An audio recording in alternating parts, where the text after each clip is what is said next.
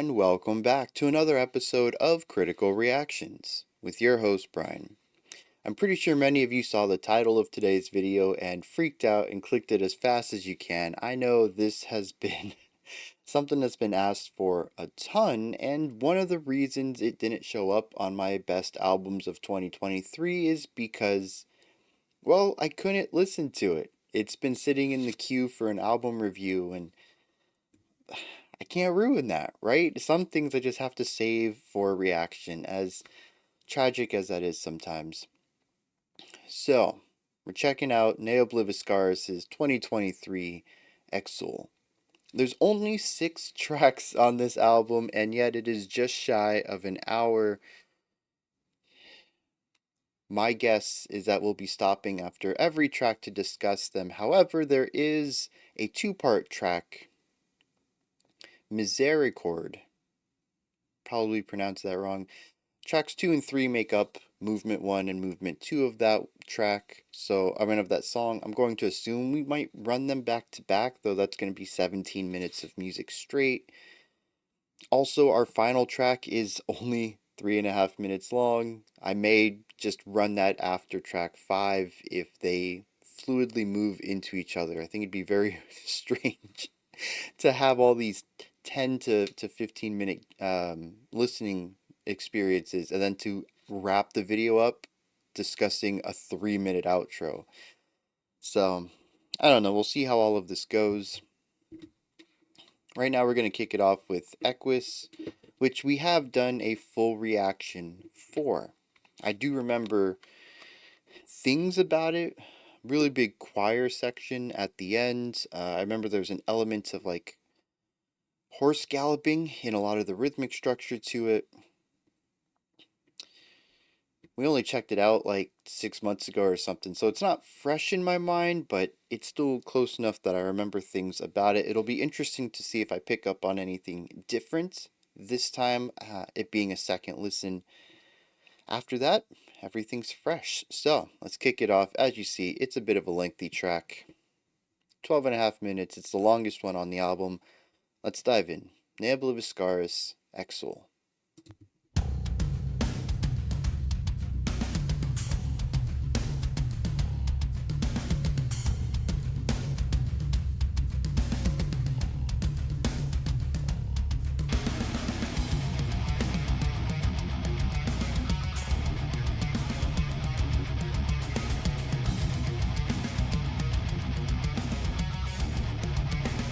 It's a very rough 4/4.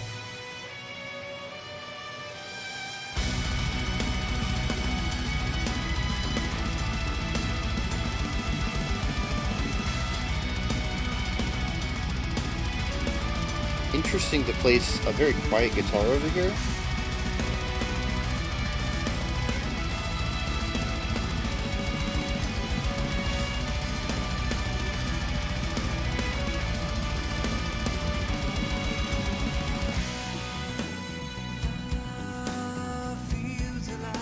The bass right here is playing something very similar to the guitar that was off to the side, but I think half as many notes. Oh, that's a little different though.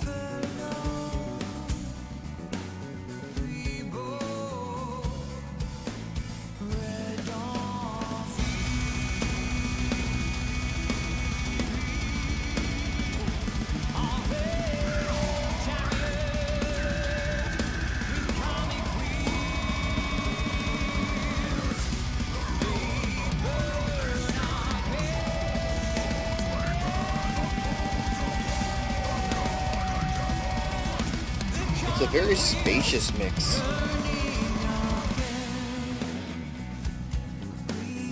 Like that last section had 6, 7 lines going on.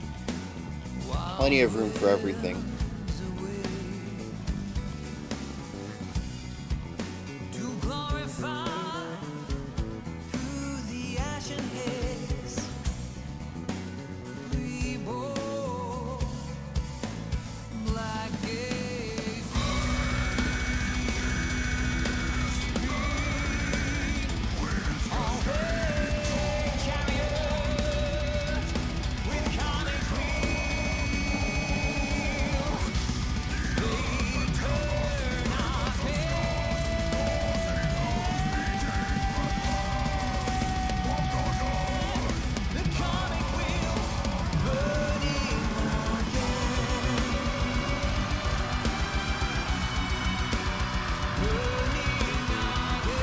So good.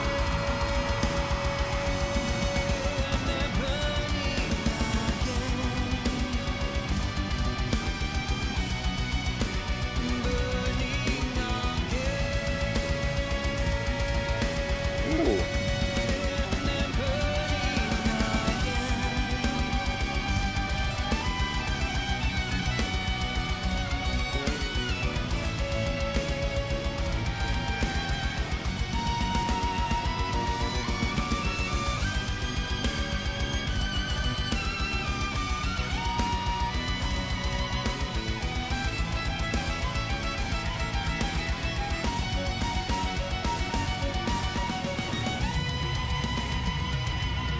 Yeah, really interesting harmonic elements in that.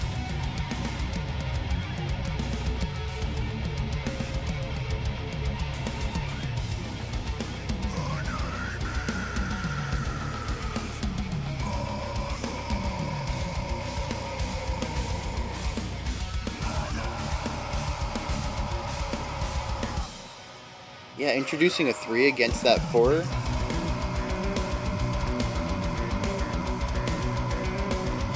Lots of bass love on this track.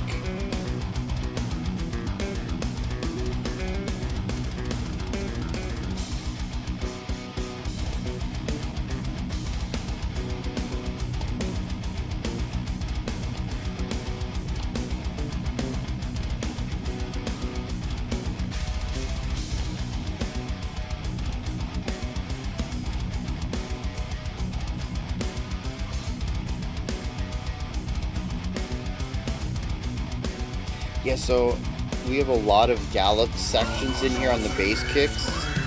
Ooh.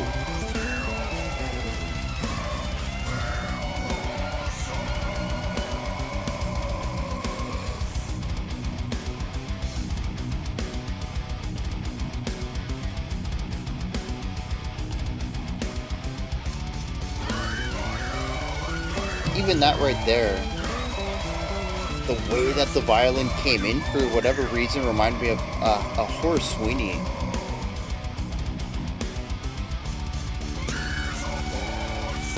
It really is just that first note, then it becomes something a bit more melodic.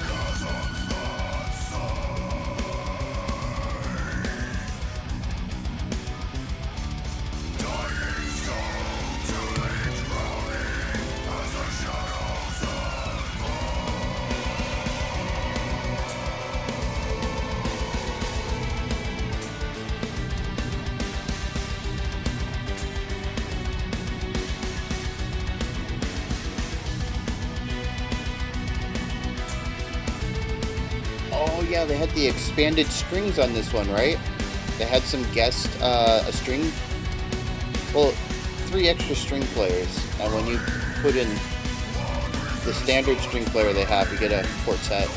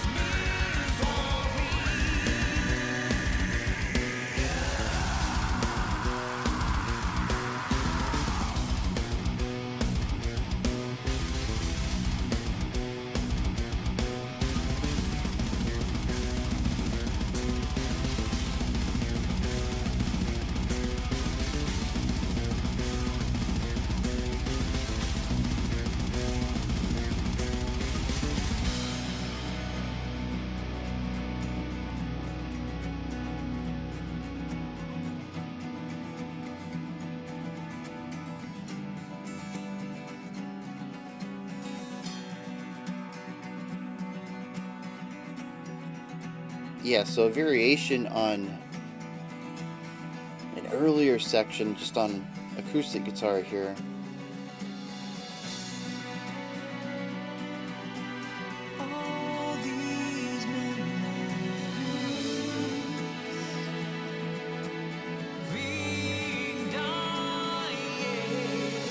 The call and response, very cool.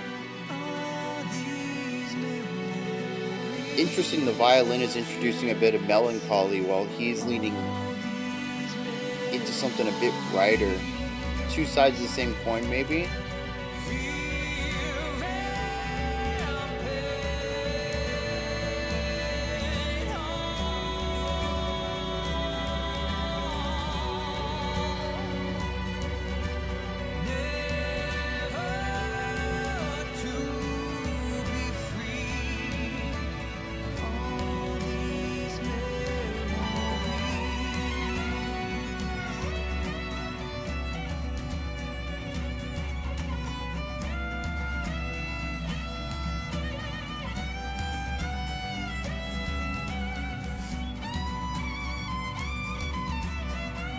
Interesting.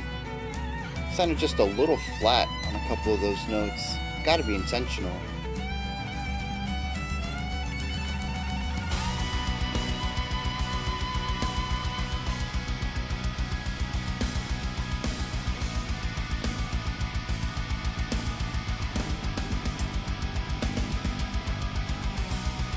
I love sections like this where we don't have the clean vocals or the strings. It leaves this gap, this vacuum at the top of the track.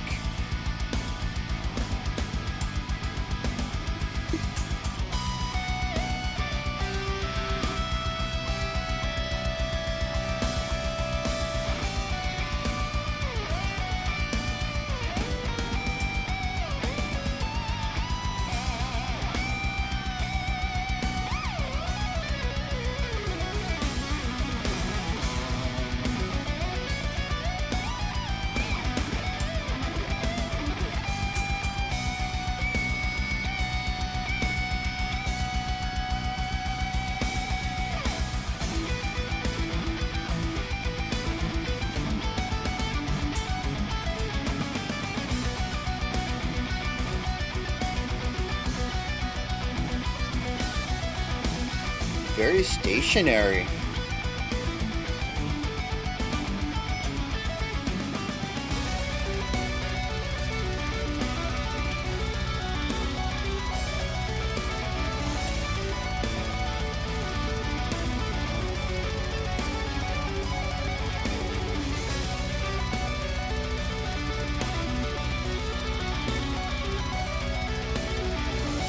It probably should be a bit more grounded, but I feel like I'm soaring here.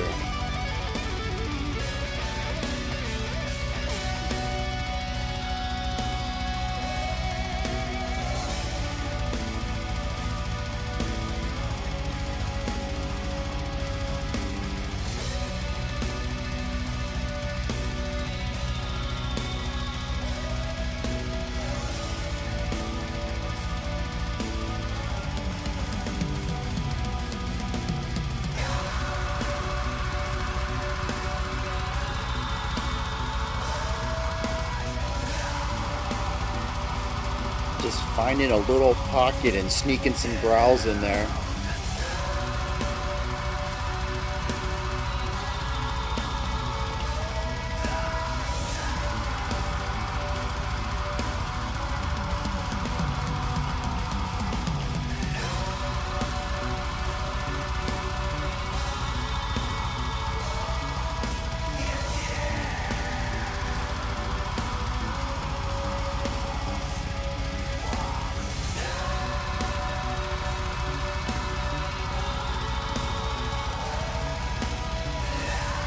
Interesting decision for the bass to come in here with that line.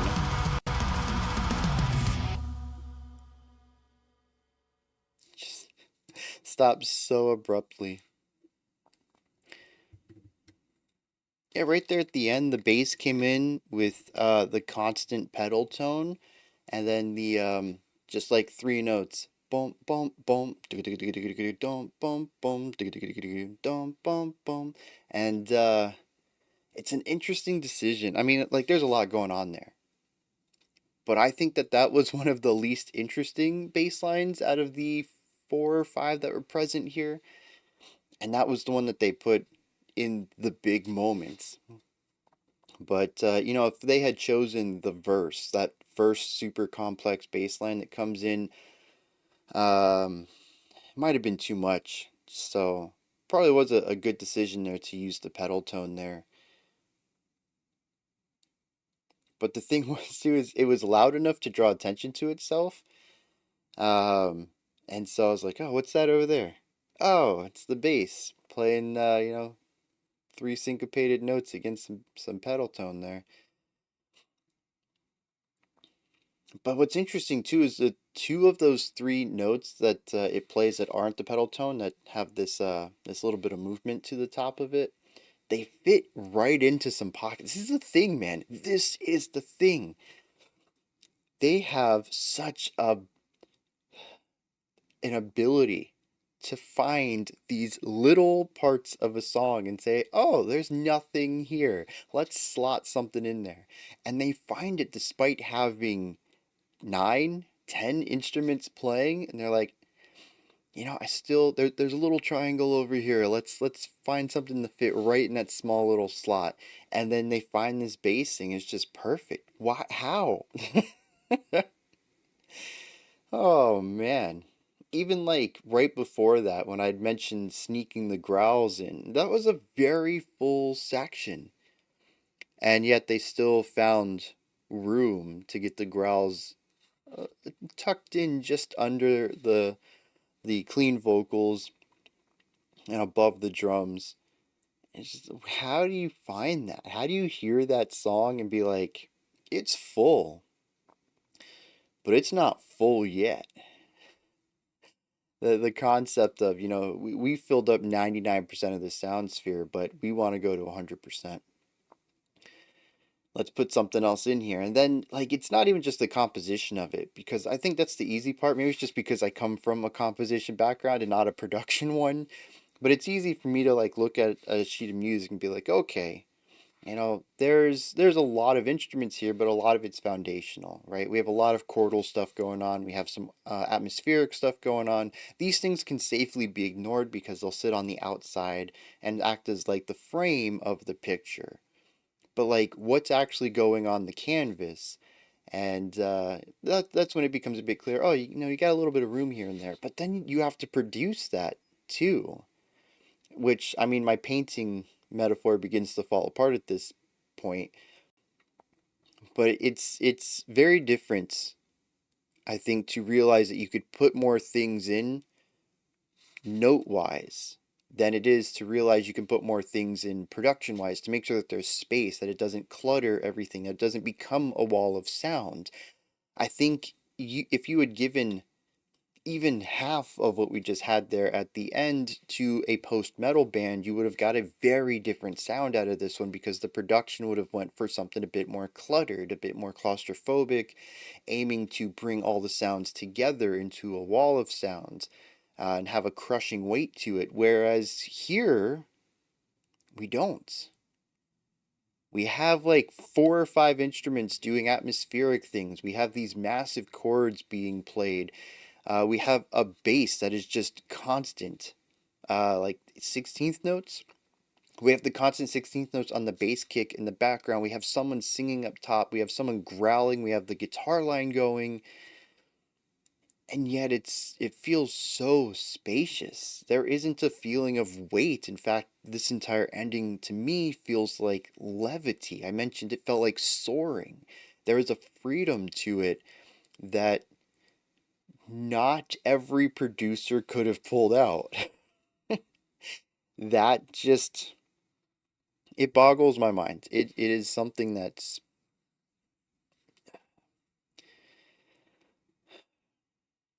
it is very rare for a group of musicians to come together who perfectly complement each other in a way that they can craft greatness from the sum of their parts into something larger than just them. I think it's even rarer to have this group of people come together at the right time and have a producer who's on the same page. That slim chance of getting all the stars aligned, I think, is something that's happened with Ne Obliviscaris. Everything in that track just works. Everyone's given a chance to shine, but no one takes the spotlight. And it's all produced in a way that is clean and clear without sounding clinical and robotic. I don't get it. There are very few bands who I think embody the concept of orchestral metal. Classical metal? Yeah, that's like a totally different thing. You want to introduce classical composition to your music, go for it. But this sounds orchestral. It's not just that the writing is great, it's that it sounds like I'm listening, it sounds like I'm in an auditorium and I'm watching a live performance of people on a stage. It doesn't sound like it was recorded in a recording studio. It doesn't sound like it was recorded track by track by track and then mixed later, which I'm sure it was. It's a modern album. Why would you do it any other way unless you were particularly attempting to challenge yourself in that regard? And yet, despite how it was recorded, it sounds naturally placed on a stage. It's just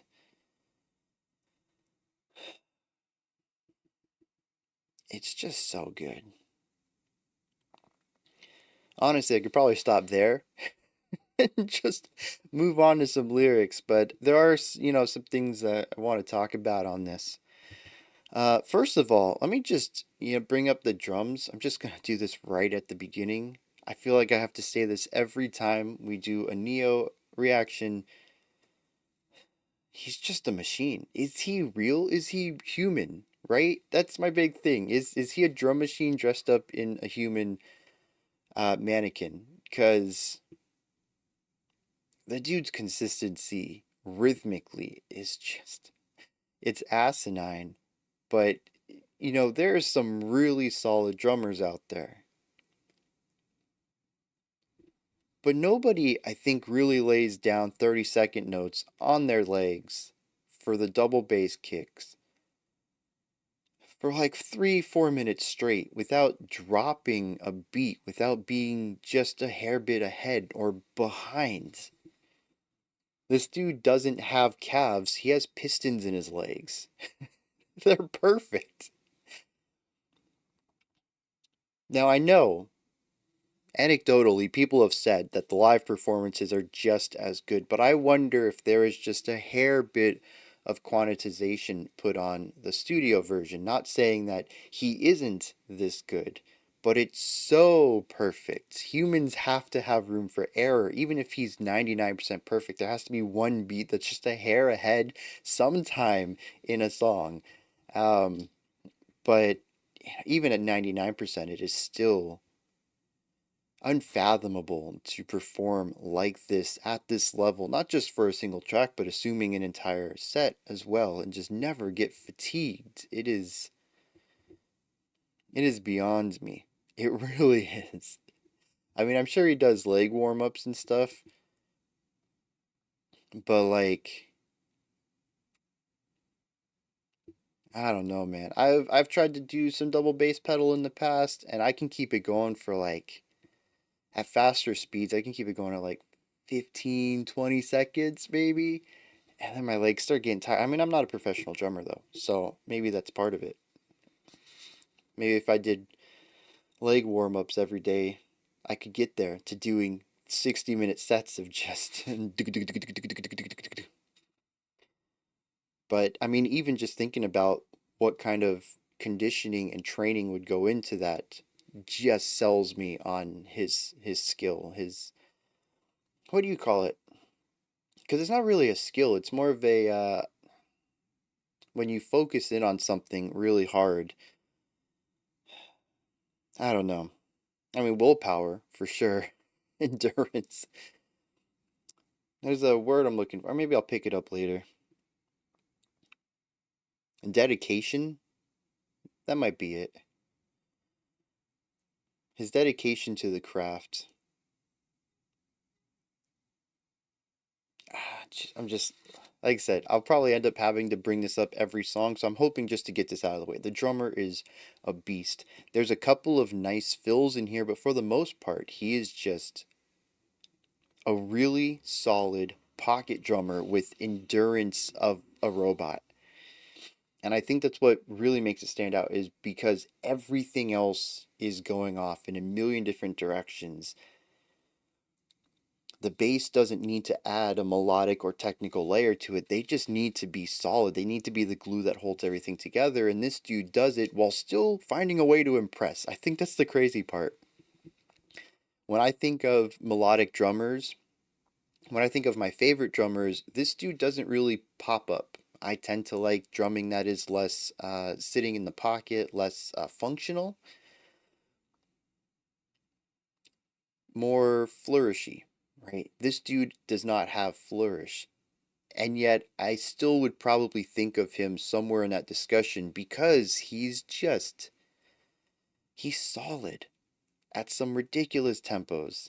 And it's what this band needs. I don't think that a big flourishy, flashy drummer would work for this because they wouldn't have any sort of any element that was being foundational, anything that would be able to tie everything together. And that's what the drummer does. He makes sure that the songs don't fall apart given just how much movement's going on in them.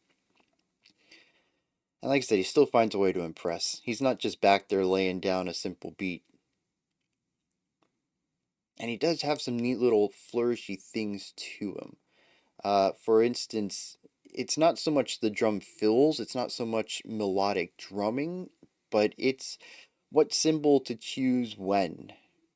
I think that's the thing that sells it. Each section, despite having similar ish drum patterns to them, each has their own unique characteristic based on pretty much that one idea is his cymbals. I can only imagine his kit is massive. He's probably got a good 11, 12 cymbals on them, each with, to him, different timbre. I can hear the difference between a ride and a crash and a China. Past that, I don't really hear much of a difference, but I know that these drummers, they have like tons, dozens of cymbals around them. I'm sure they all mean something different to them. That's why they hit one instead of the other, right? They have two crash cymbals. They sound different to them. I don't have that perception on it. And I feel like that's what's going on here. He's got a lot of cymbals. He knows when he wants to use which ones, and it adds flavor, adds character specific sections. So he finds ways to keep things fresh without having to venture out into the realm of technical composition for drums because it's his job to hold the band together.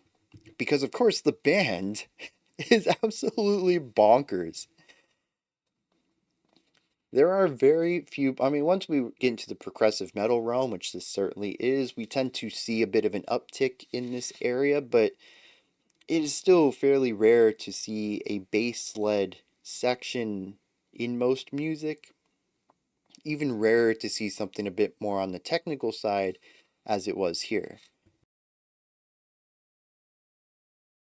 The bassist is not shy of playing faster ideas or more difficult ideas or even incorporating what in guitar language would typically be a bit more of a simple concept, but like tapping, hammer-ons, and pull-offs, these two ideas feel like they're in a lot of the bass lines.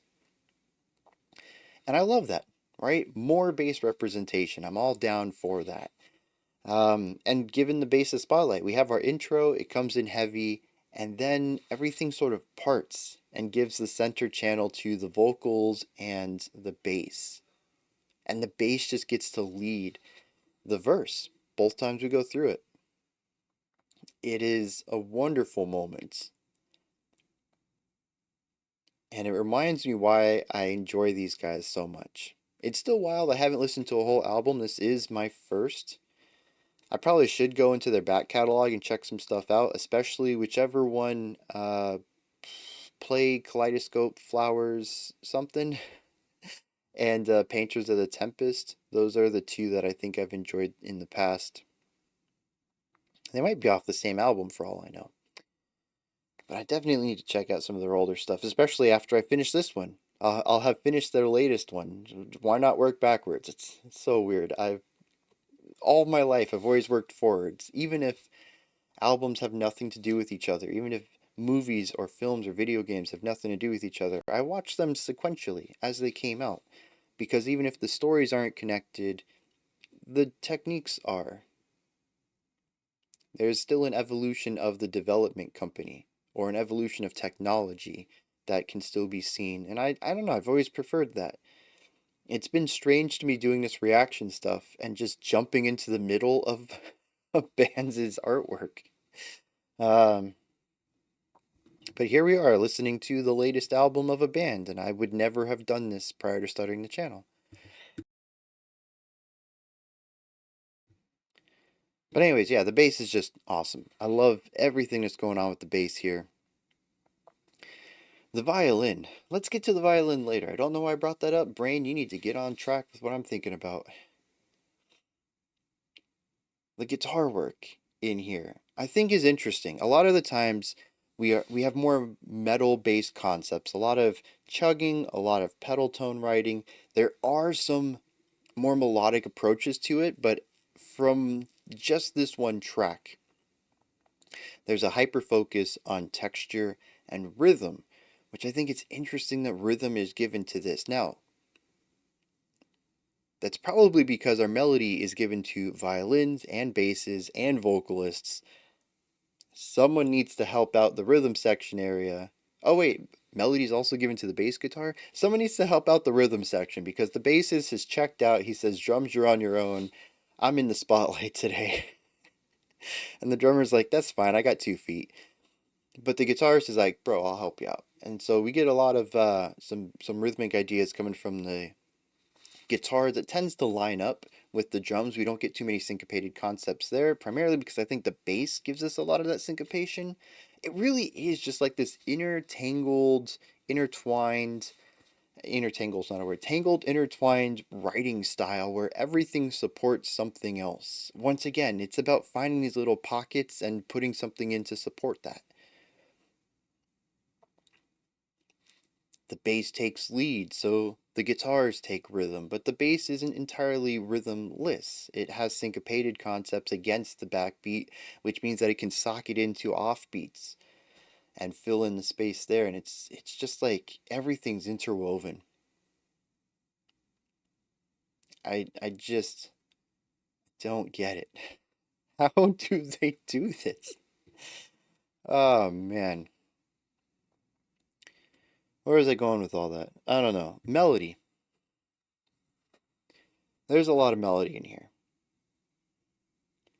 And thus we have a lot of counterpoint. Now, the counterpoint isn't the only counterpoint. For those who don't know, if this is your first time seeing the channel, it's just when multiple melodies are going on at the same time, usually in sort of opposition of each other. If you're playing the same exact thing, that's harmony. You're just creating a chord. But if you have 2 distinct ideas going on at the same time, or 3, or 4, or however many, that's counterpoint, or some people call it counter melody. We do have some of that in here. In fact, right at the beginning, we have a violin line on top giving us a slower melody. We have the clean vocals, and then we have the faster bass idea underneath all that. 3-way counterpoint right there. It kicks the song off, and it continues on quite a bit throughout this track. But it's not the only way that we use multiple melody lines. We also have harmony, where we have 2 or 3 instruments all playing the same thing. We get the stacking of the notes, which gives us the chordal harmonies, but then we also have texture stacking, which I call, what do I call that? I don't know what I call that. Dang, I've been using this phrase for like 3 years now. Anyways, when 2 instruments of very different styles, like a bowed violin and a vocal, sing and play the same exact thing, we get this stack of texture where they have their own flavor, their own coloring to the idea, and we get some of that in here as well, which is just absolutely gorgeous. Texture layering, that's what it is. Such an easy phrase. We also have call and response, though, where we have one person who does their melody and then someone else does theirs. We had one situation of this, I think, which was the vocals and the violins trading off somewhere in the middle of the track. There's just a lot of moments for their melodic writing to shine. And what I think I love best about it is that most of the melodies are fine on their own. I wouldn't say too many are exemplary or memorable. They really don't aim for hooks in here. But what they do best is write simple melodies that can hook into and around other melodies. And so something that I don't know that I've ever picked up on when we've checked out Neo tracks previously is that a lot of the core of their writing is about stacking layered or stacking simple ideas. But the twist on it is that stacking is probably the wrong descriptor for it because it's more about interlinking simple ideas. And this is where the whole thing about finding pockets to stuff something into, to fill it out, because if we imagine it like a two-dimensional tower, right? And there's a little triangular chip missing over here, the tower will bend and fall at that point, right?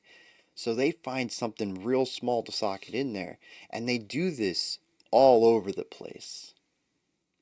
And so every moment you listen to a single beat, a collection of 4 beats, you're going to hear a lot of ideas all bouncing off of each other and linking into a way that forms them all together into an exceptional whole. And that's their genius.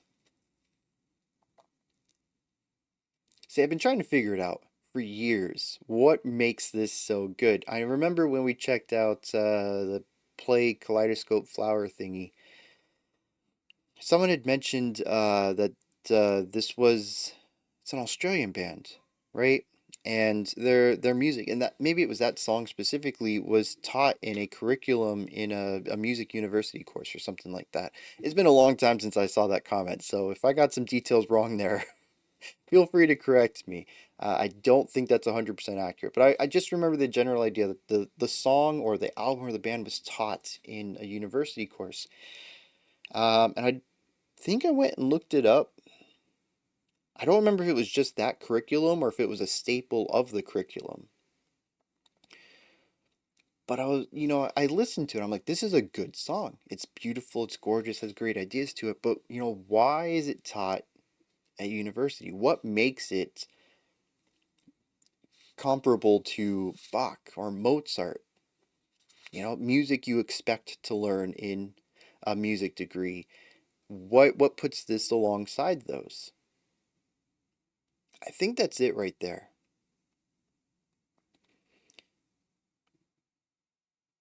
It's not just building blocks. There's a lot of music that, especially when we get to post rock, post metal, and even some of the slower prog rock stuff, the concept of building up layers, a slow burn where you continue to add new ideas, that concept tends to create recontextualization, where you've heard a section and then a new line comes in and you're like, oh, that changes, the rhythm's different, or because we have these different notes on these beats, it introduces a bit of melancholy at those moments that we didn't have before, and now it feels kind of bittersweet rather than neutral or positive.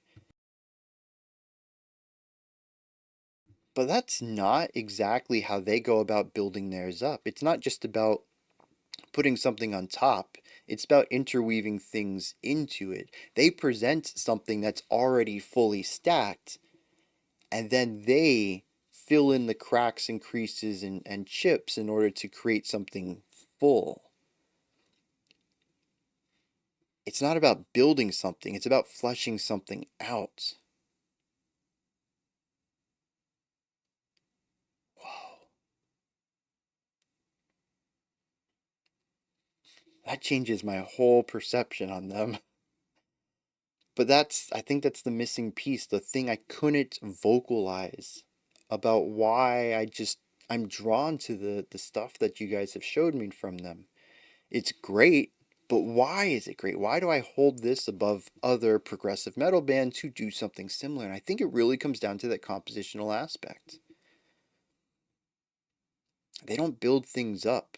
They present a full thing and then fill in the gaps that were missing later.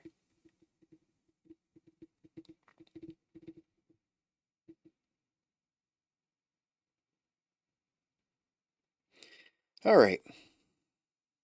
I think that's going to wrap it up for this. I do have two notes about this song specifically that I want to touch on real quick before we hit lyrics. First is that this is called Equus. I do remember there being some horse-related stuff in the lyrics, and I had mentioned before we even got into it that I remembered some sort of horse-related musical things. There is a gallop throughout a lot of this, and that is a rhythmic style of like dig-a-dunt, dig-a-dunt, dig-a-dunt, dig-a-dunt. A good way to remember it is the coconut gag from Monty Python's and the Holy Grail.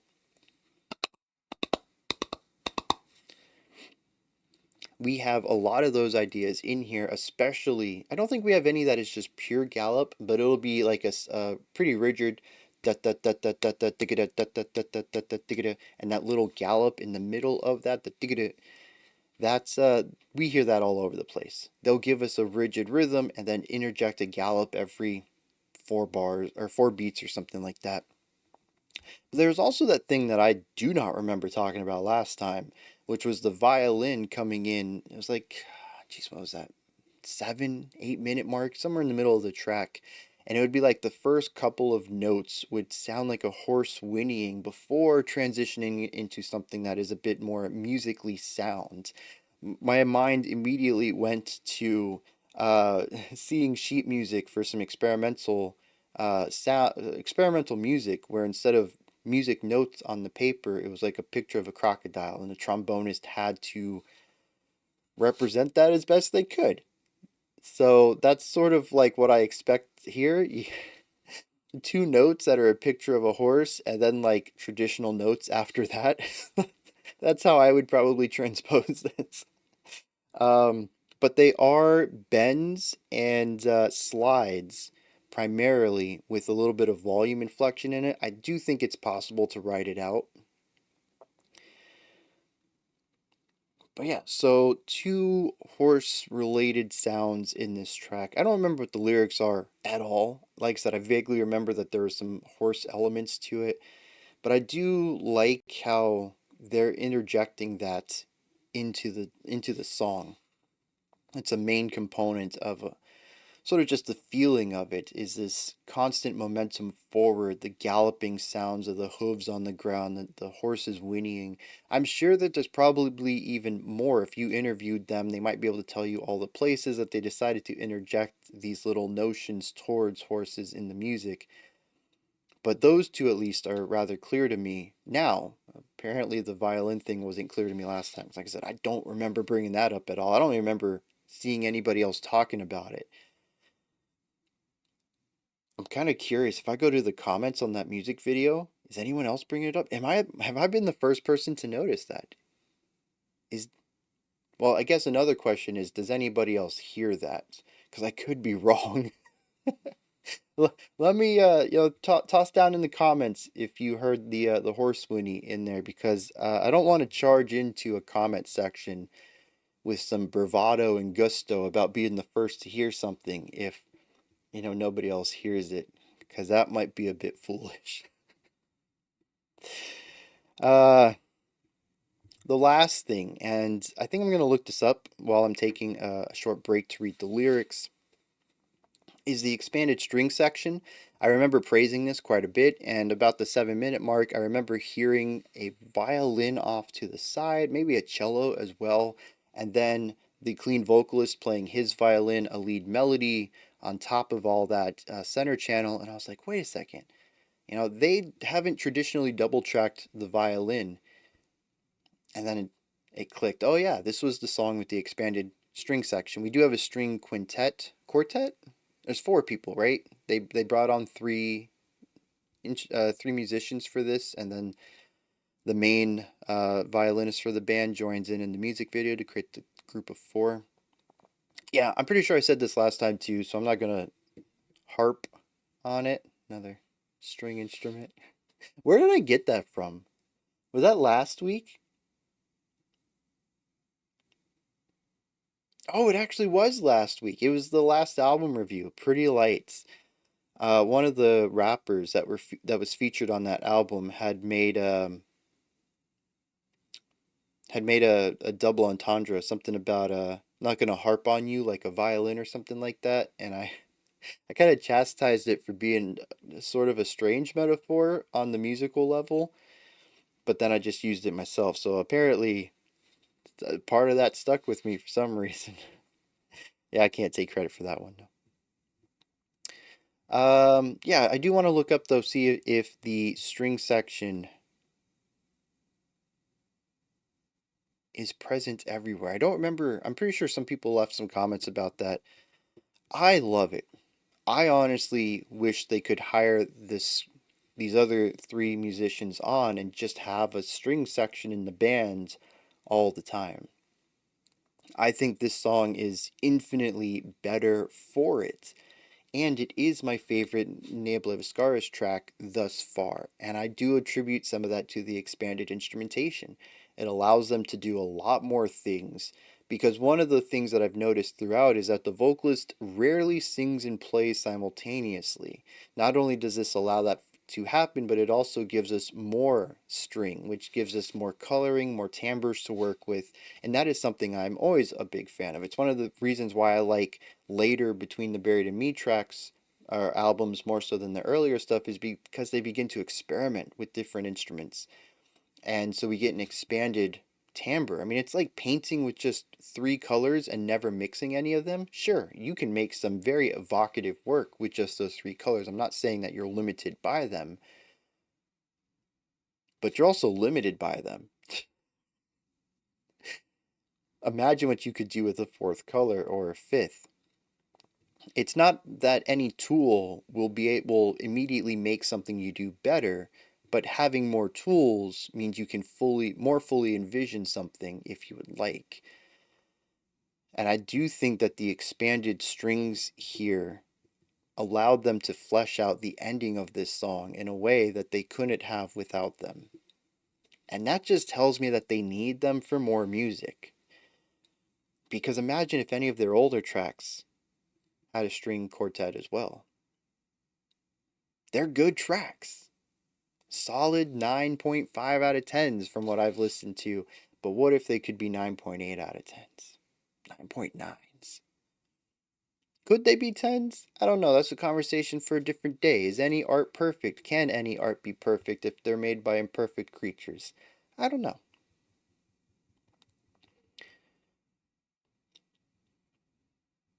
But I think every song has room for improvement.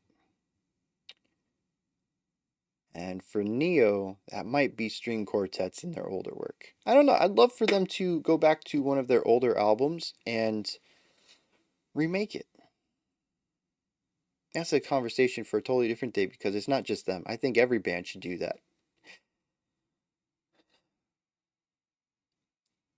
Anyways, anything else I want to add here? I guess, normally I would talk about flow and theme and stuff like that. Yeah, this song is just gorgeous. I don't, there's definitely more aggressive sections to it, but on the whole, it has a way of creating weight with the drums, with the guitars, with the harsh vocals, and then adding levity to them in a way that mixes into beauty. They find a way to create grounded levity. I don't know if that makes any sense. You know, you know what it is, right? It's not like the utmost freedom of flight, but it's not the feeling of restriction of being grounded. It is sort of like having powers, psychic, magical, whatever, and just deciding not to touch the ground, just hovering slightly above it. The freedom and to do that. You don't have to go soaring through the air. It doesn't have to be this magical, divine feeling of being completely unrestrained. But you're also not walking on the ground like a peasant. That's what this feels like to me. It's weighty, it feels real, it isn't dreamlike or elevated, but it also has concepts of soaring to it, of flight, of freedom, of a lacking of restriction, of levity. The feeling of a lighter gravity, I suppose. Maybe as if walking on the moon rather than walking on Earth. It finds a fantastic medium point between the two extremities and finds a fantastic way of moving between ideas. There are a couple of very sharp changes in here, even particularly the very end of the song is like slamming into a wall. But for the most part, ideas tend to flow and naturally evolve into where they're going next. And I really appreciate that about it. It doesn't feel like a song comprised of a bunch of individual moments. It feels like a natural metamorphosis from one concept to the next. It is one song that we glide through.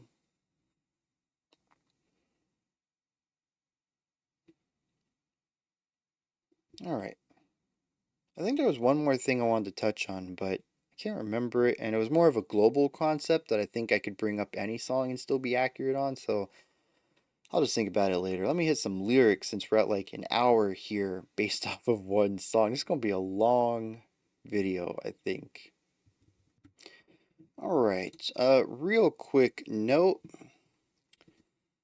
There is some instruments that I need to talk about real quick. There's apparently a third vocalist on this track listed as additional vocals for this track only.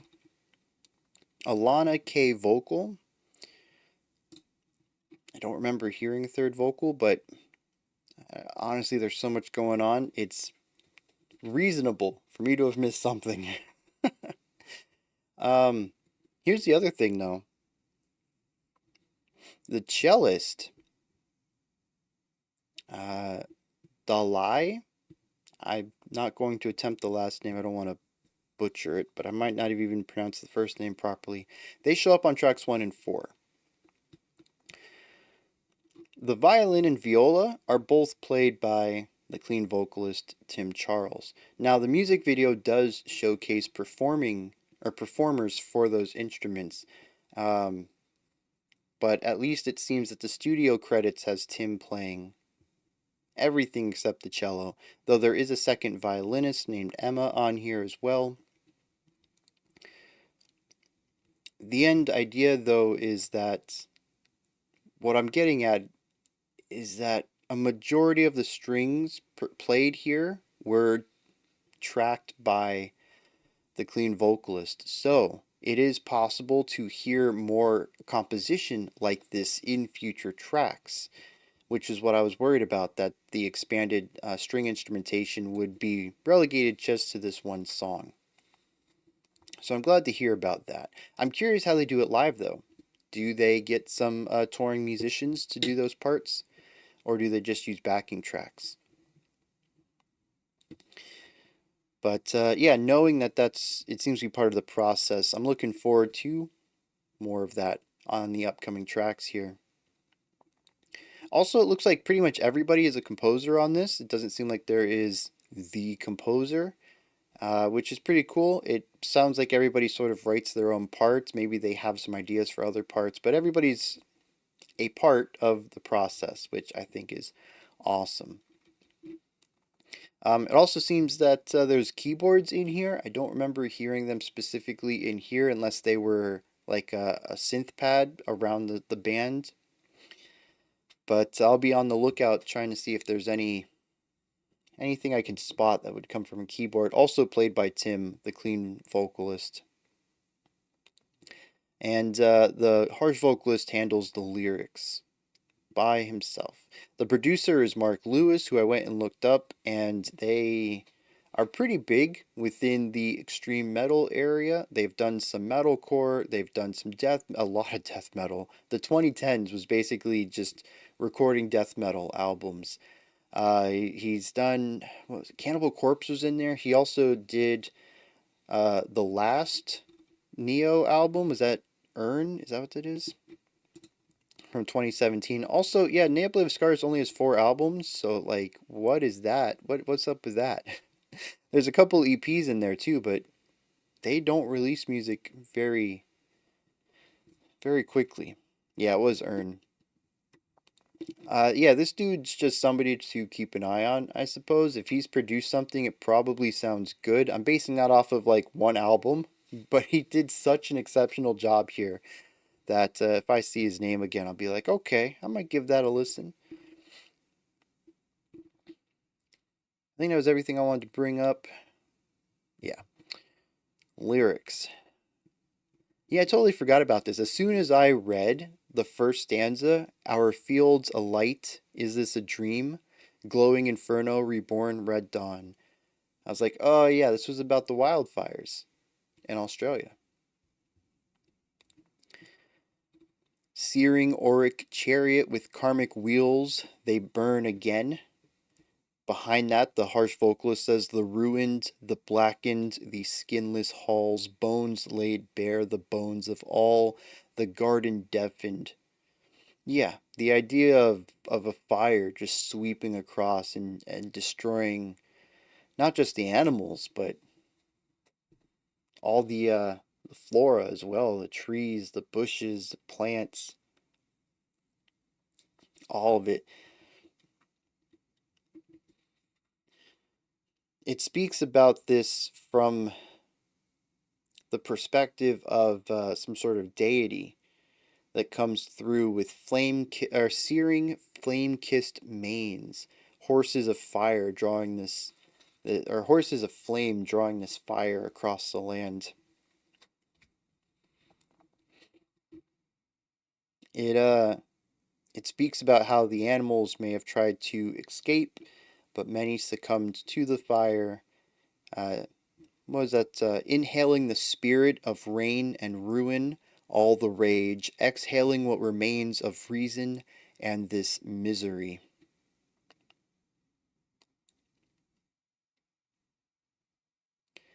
Yeah, it's oh yeah, this was another really powerful line.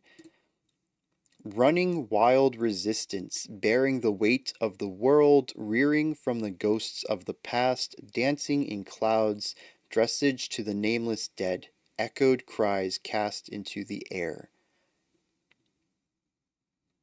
Yeah.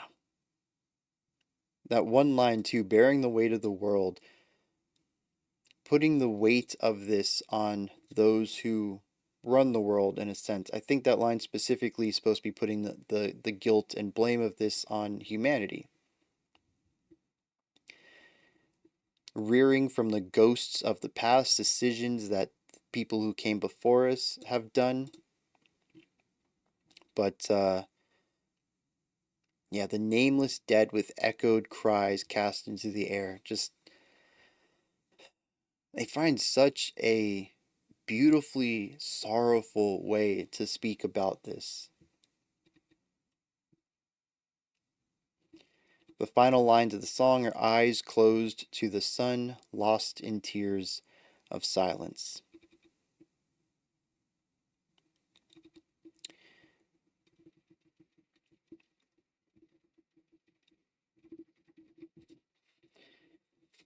So, what do some of my thoughts on the music, how do they tie into this?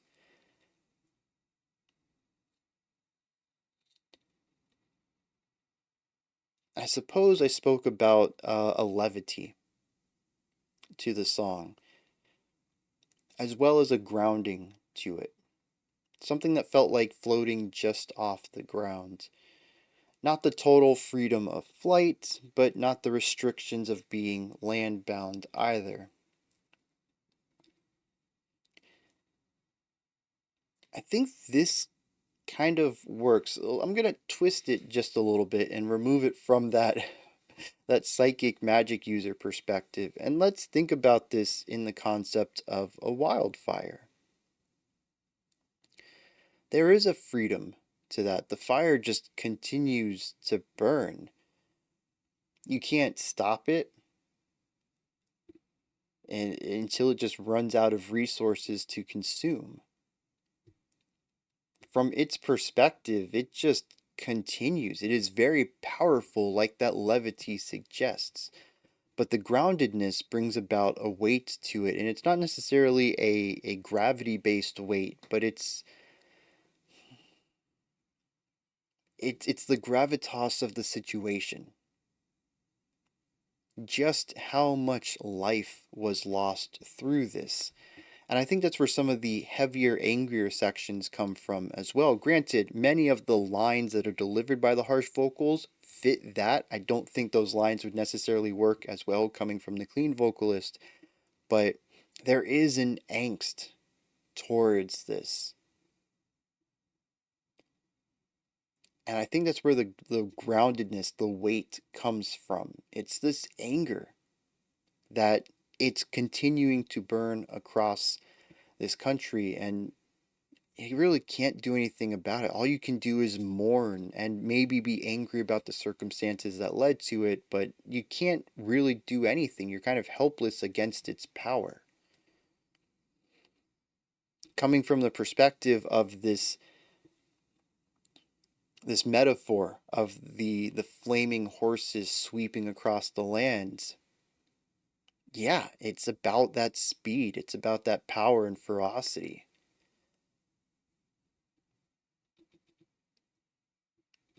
I think it does come together. I think I would need a third listen, possibly, to really bring all my thoughts together on it. But I'm really close, I think, to unlocking how the music ties into the lyrics.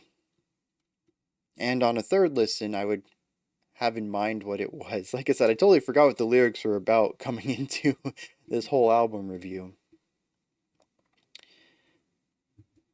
All right.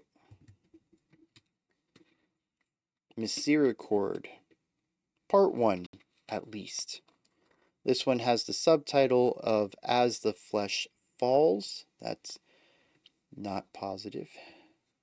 Movement 2 is Anatomy of Quiescence? Quiescence? I'm going to have to look that word up later. Let's dig into it. I don't know if we're going to run these into each other. As I mentioned, 17 minutes of music is a lot to ingest and then attempt to explain and analyze. But if it is intended to be heard as one song, we'll probably go ahead and do that. Let's dive in, see where this takes us.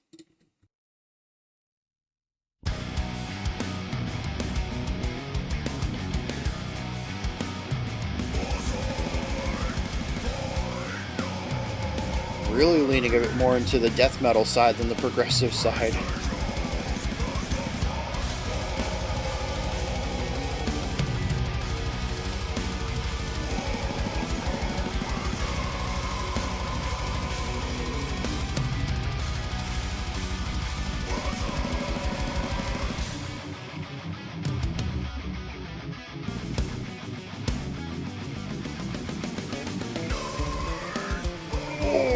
Dang! The crispness of those 16th notes from both the bass and the bass kick together.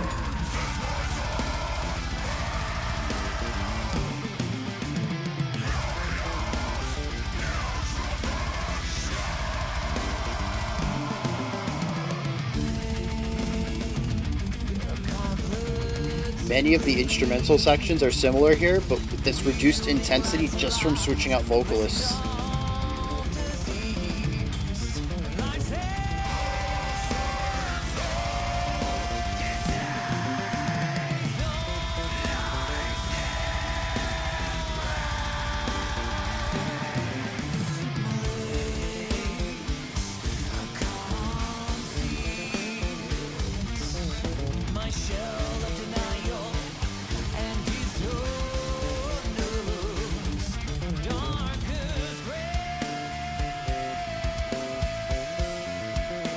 I love that bass line.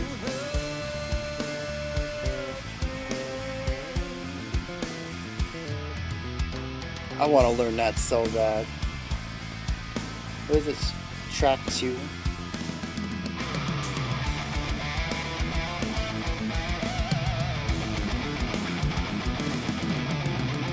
Oh, a guitar solo. The last track primarily focused on violin, on any instrumental solo. Layered harsh vocals.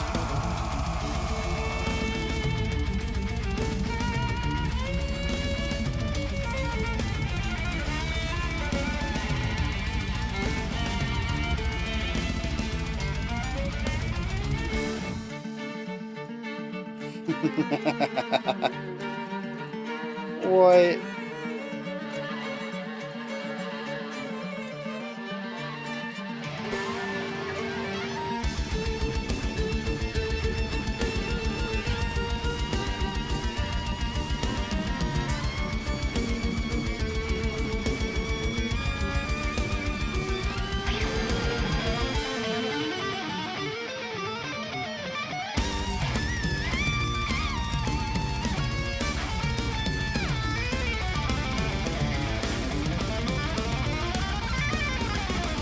That drum part,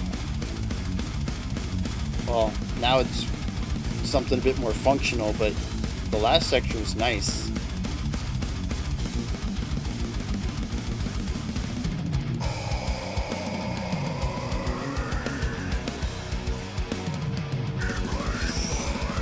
Okay, I take back what I said about the drummer not being flourishy. This is...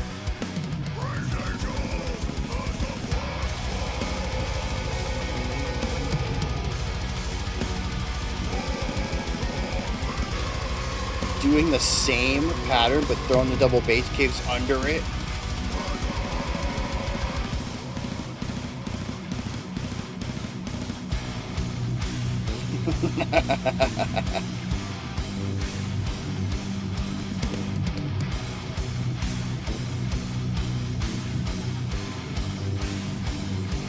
This is cool.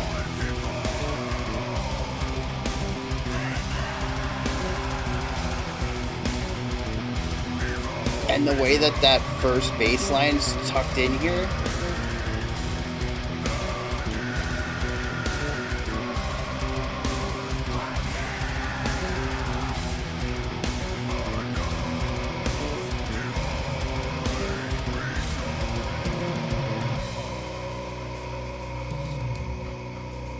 Tearing up a little bit. That was gorgeous. Golly.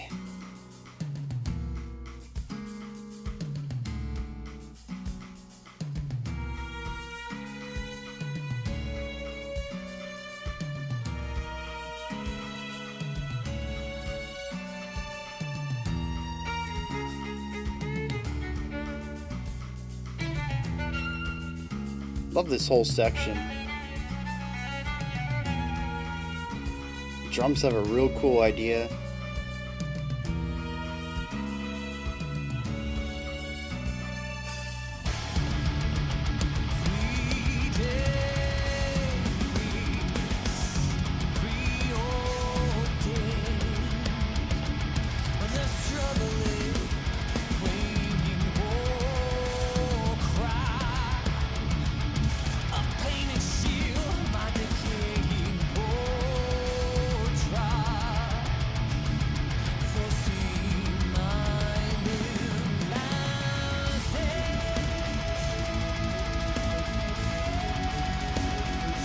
See right here, this is one of those sections I was talking about. Functional drumming with interesting cymbal work.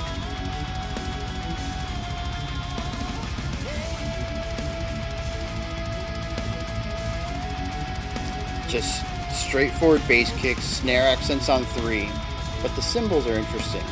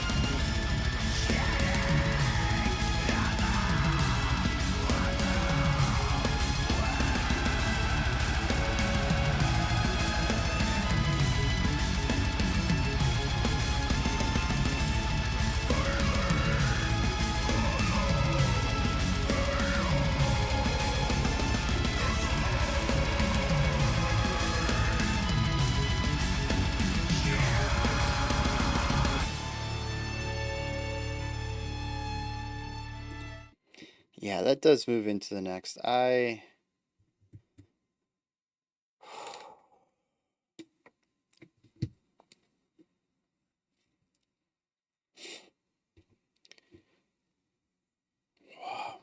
Okay. So, there have only really been a few times that I've listened to something so gorgeous, especially on the channel. First time reaction, right? Because, once I know a song, I can kind of get into more of an emotional engagement with it. But first time reacting, it just doesn't really hit me like that. I've mentioned in the past, I'm not someone to get goosebumps. I'm kind of envious, especially as a reactor, right? Because it's a physical display that the music is affecting you. And I can't really show that in a visual medium.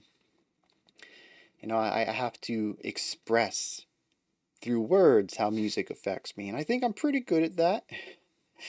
But I think there's something very cool about a visceral physical reaction, and Goosebumps is one of those. And I kind of envy the reactors, can be like, oh man, the goosebumps. And they're like, yeah, dude, this guy's feeling it. But I remember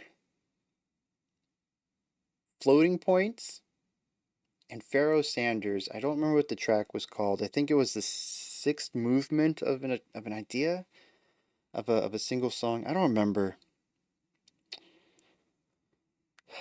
The end of that though had me tearing up. And as far as I can remember, that's the only time that I've had a physical reaction to music on camera for a positive reaction. And then that happened. I'm starting to tear up just thinking about it again. Dang, I was just like, what was that?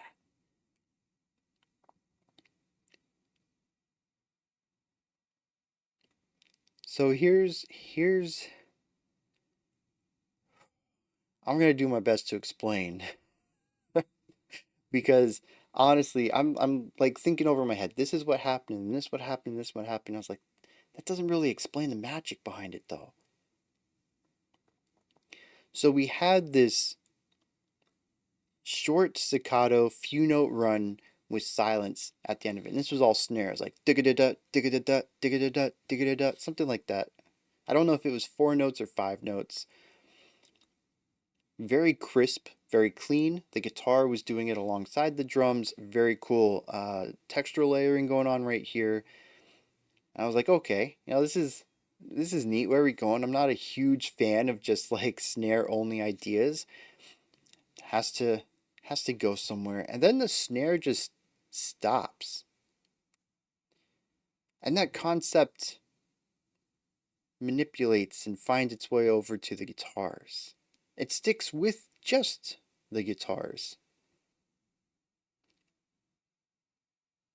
The guitars really lean into this, and the specific texture of the dissonance and the overdrive and whatever else kind of turns it from this harsh, this really percussive component into something a bit more textural. It's like a scratching that's going on. There's a pitch to it, but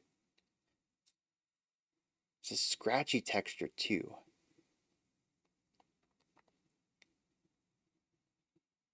And then the violin comes in, and then the vocals, and then we get the bass line from the beginning, that cool bouncing idea that I pointed out, that I wrote down, that I'm gonna have to find some tabs for and learn because it was such a cool little idea.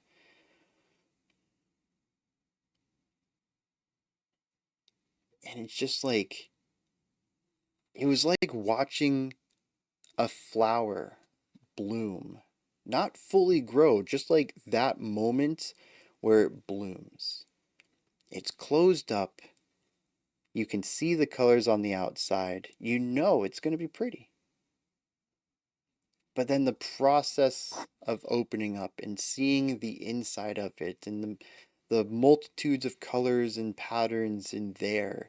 And it's this process of well, maybe it's not even just the process, maybe it's the perception of the process that adds to the beauty of it. That's what this felt like. I watched an idea grow in real time to something marvelous from very basic standard start.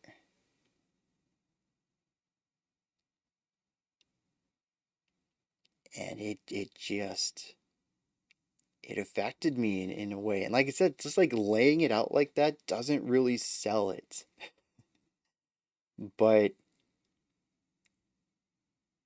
the drum pattern that comes in, the melodic idea that it represents, the ways that the violin and the vocals play off of each other, the harsh vocals filling in the empty space. It was this blossoming of an idea from something simple, just a repetitive, like 1.5 or 2 beat snare drum idea. All it took was some changing of some texture, changing of timbre, pulling in a motif from the past, and then coloring in what was left in the white space with something new.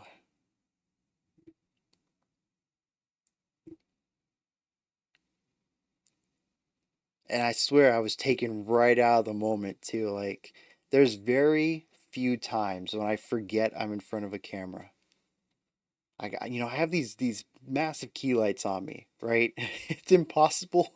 My room is like really dark so that the key lights can do their job. This is not a typical setting for me to listen to music in. I'm standing up. I can feel the green screen against my back. It makes some scratchy sounds every once in a while when I lean a bit too far back on it. It's very difficult to forget this space I'm in. And that's a nice thing. It works really well. It gets my mind in a specific mindset for doing this, for digging into music. It creates a physical boundary when my mind can say, "Oh, we're doing this. We're standing up. Where the lights are here." I see OBS in the corner, so I can make sure I'm always in frame. And it's okay. Analytic mode on. When I break the green screen down, I turn the lights off. I listen to music that way. My brain's like, okay, we can turn it off. It's just automatic now. It's not something I have to engage or not engage. It fits the scenario. And I got ripped right out of that. I don't even know. It was almost quasi outer body experience, out of body experience.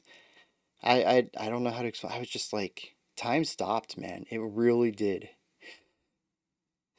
Honestly, I'm trying to remember anything else about that track to talk about, and my mind's like, this 30 seconds is all I care about.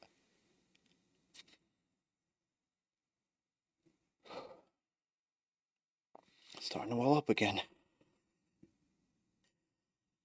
All right. Anything else here?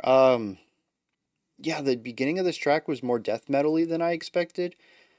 I know we've listened to Tempest of the Painter, which I think leans a little bit more into the death side than the progressive or even quasi-symphonic side that they have. But I always forget about it. Like when I think of them, I think of beautiful violin lines intertangling against vocal lines, and then like, yeah, aggressive music under that. But like beauty is the goal. And so when we come in with these like melt your face off guitar riffs and pure growling, and I don't even think the violin was there at the beginning. It's a little bit of a shock. I'm like, oh yeah, they can make music like this, can't they? Um, and it's weird because like my favorite part of probably this whole album, I don't think anything's gonna touch that, although they surprised me once, so they have, another 40 minutes to surprise me again, I suppose. 30 minutes? It could happen. Uh, but I think my favorite part of the album so far, at least, is on the track that was okay. I mean, like, okay for Neo is still like an 8 out of 10, right?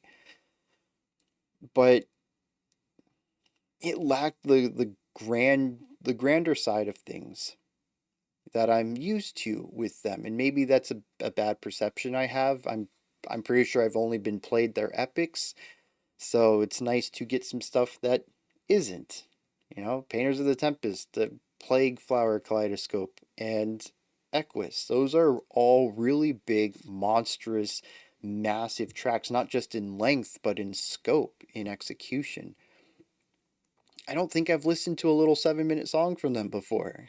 I don't think I've listened to one that focused so predominantly on the death part of their genre. It was a bit of a different intro. And the ending after, I mean, here's the other thing too. The ending was okay. I thought there were some beautiful things. I loved the violin, guitar, solo trade off thing going on there. Great melodies written there. The back and forth was beautiful. Told a nice little story. But coming off of that moment that shook me to my core, it all felt a bit underwhelming. And I don't think it is or was. I think if I had heard that in isolation, I think I'd still have some positive things to say about it. And it is still good, but it wasn't make Bryan tear up good. And so I think I am going to take a small little break here to sort of, in a sense, collect myself, but act as a palate cleanser before we move into the next part of this album, in order to distance myself from that moment, because it is an outlier that, at least right here, feels like it's coloring my perception of everything else.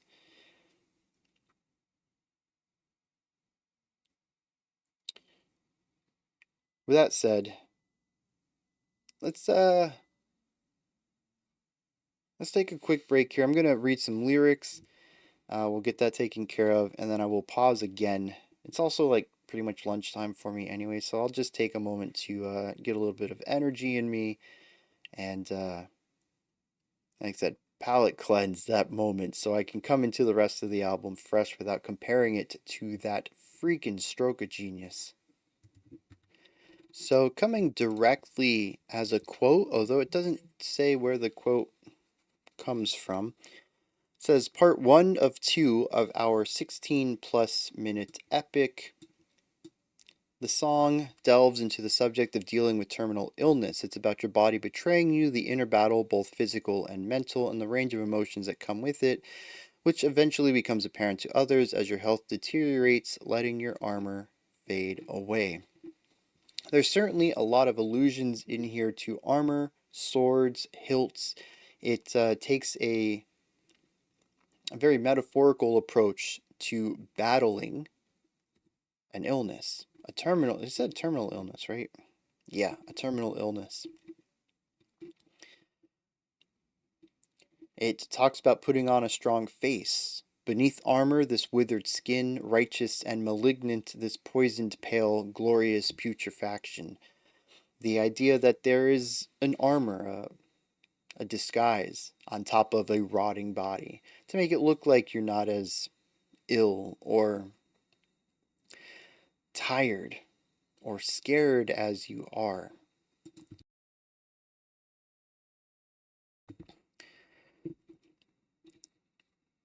Talks about a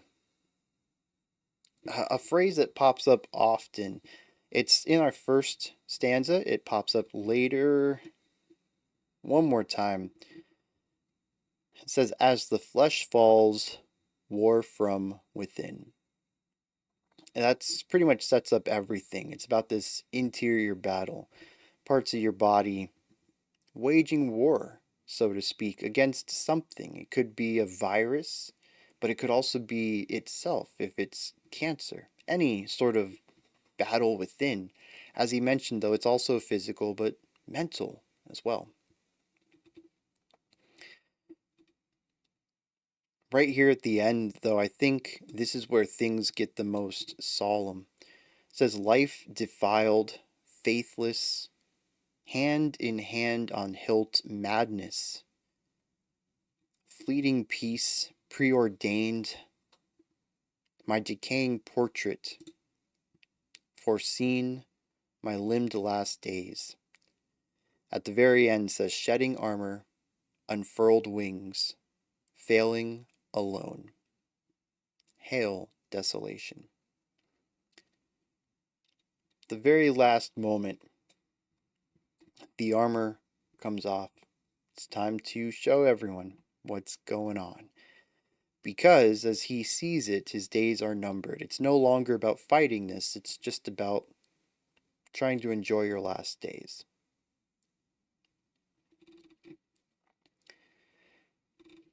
It seems like a terrible place to take a break, seeing as it is moving directly into the next movement, which probably talks about themes that are similar, and I kind of hope that there's musical themes that kind of get pulled over as well.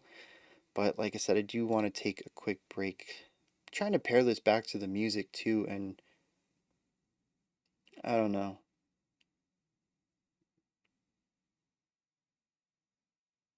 If nothing else, it is a heavy topic, and I felt that weight, even as evocative, or even though I felt it in a different way, it was still quite evocative. Something about this song touched me, even if it wasn't necessarily the message they wanted me to hear. It was still a powerful work of art from a musical perspective. All right, let's keep this rolling. We're going to look at part 2 of this. Oh, I never looked up that word. Anatomy of Quiescence. Quiescence? I'll look it up later. How's that sound?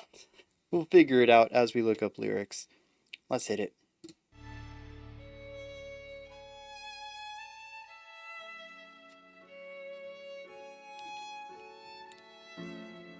Yeah.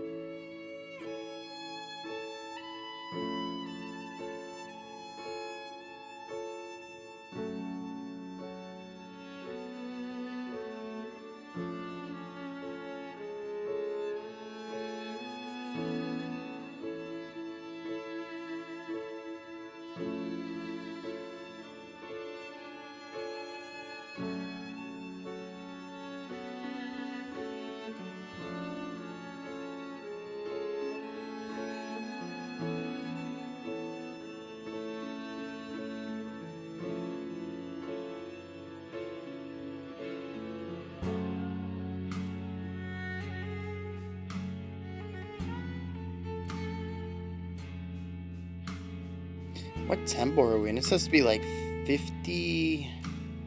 high 50s?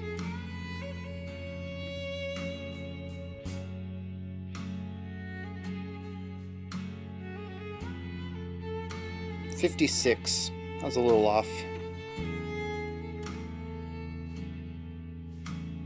I love the cross stick. A nice way to get a little bit more of the power out of the snare without having all the power of it.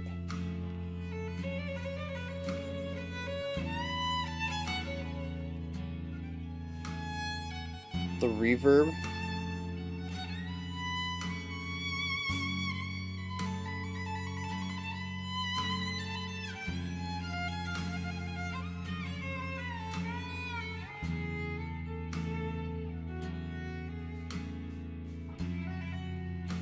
Yeah, just...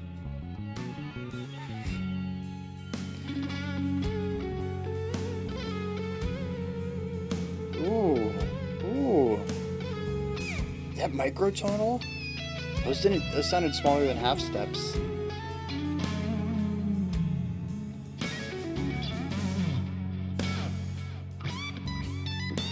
So bluesy.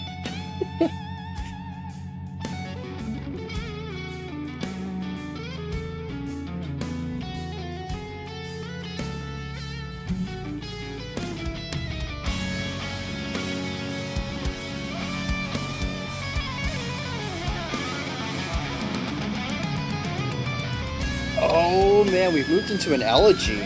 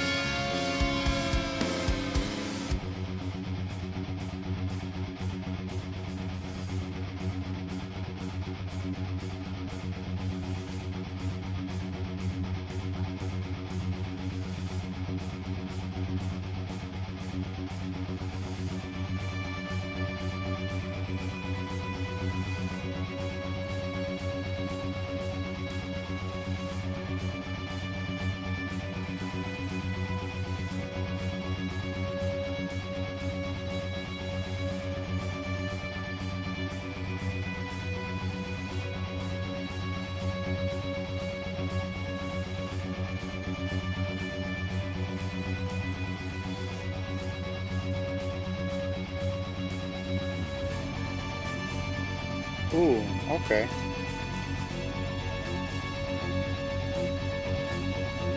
So this is more of a traditional build-up, stacking layers on top of each other. Interesting to see them do this as well as the other style of slow burn I talked about earlier.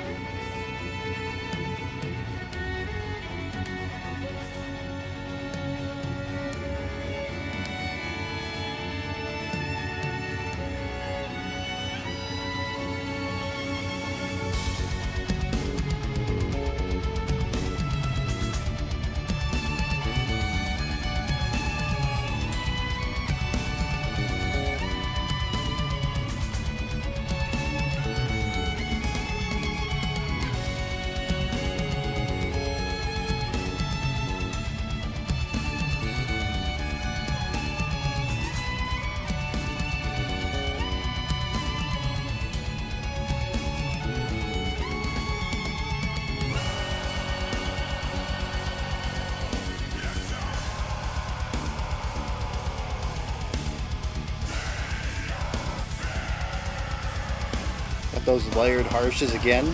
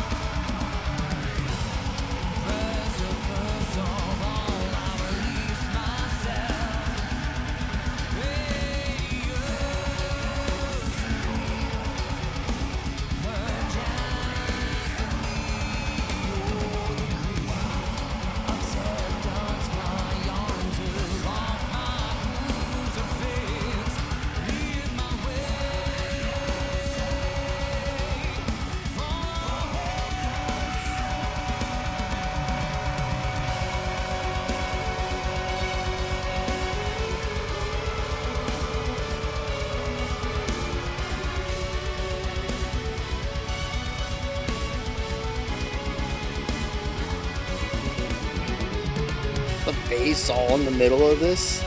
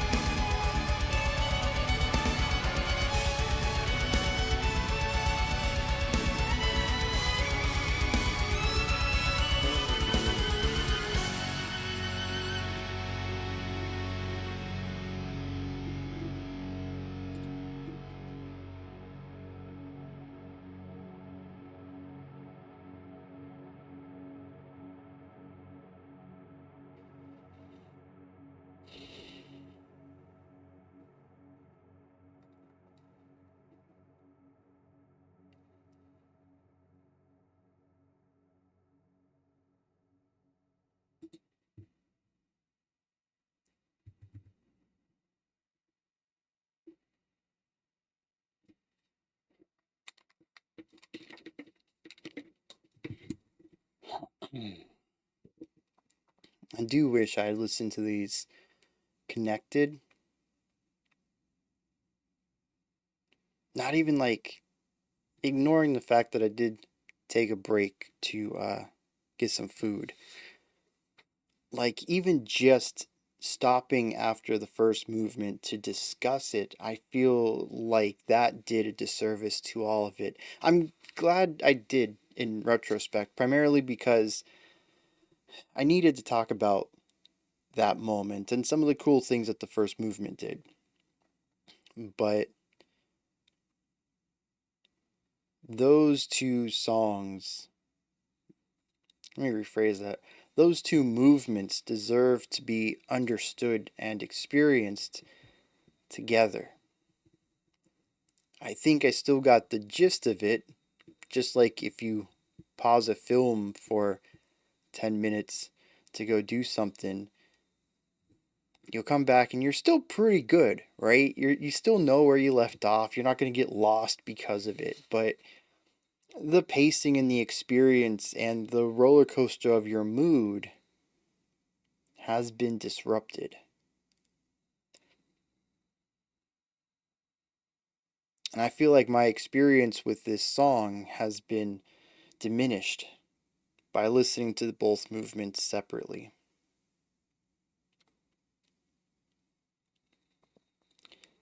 There's only one way to fix that. We'll listen. No, we won't listen to both right now, but I will give this album another listen very soon because we're halfway done with it and I'm just sold. This would easily have been at least in beautiful soundscapes in my 2023 list. It is a heavy album, musically, death metal. Thematically, I don't know what the next three tracks are going to bring, but we have the death of nature through a wildfire and the impact of that. It's not just a story, it's based off of a real incident. And we have a song about slowly deteriorating away due to a terminal illness, knowing your time is cut short, it's limited, and also that you're going to have less a lower quality of life towards the end of it. It's not just that you only have 10 days to live, it's you have 10 days to live, and in 5 days you'll have less energy than you did today. The day after that, you're going to have less energy. Your final few days might not even be worth living.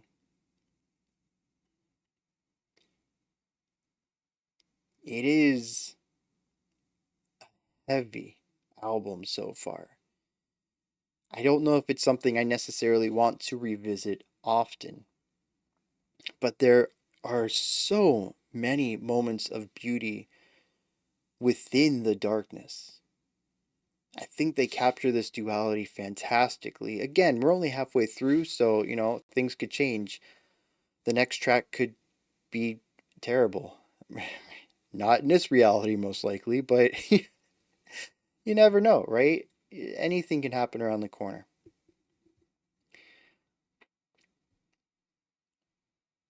So I don't know if it would have been in my eternal spins, the most coveted slot, I think, of my yearly recap lists. But it definitely would have been in the list somewhere because I'm just sold on this. I believe that they can do no wrong, at least not in this stage of their being. I have no idea what the past three albums bring. I don't know where their experience started. It could be that their first album just completely doesn't click with me. But right now, where they are, 2023, Ne Obliviscaris this is a masterclass. Not just in specific songwriting, in album creation. Every aspect of this, from the composing of individual sections to the flow of entire songs to the connectivity between movements of a song to the the way that the whole album ties together thematically across lyrics and music. We haven't touched the lyrics on this one yet, but I probably already know where it's going. They're very clear in their music what's happening in this track. the production on all of this, on top of everything. I mentioned earlier, I don't know if you can make perfect art. People are imperfect.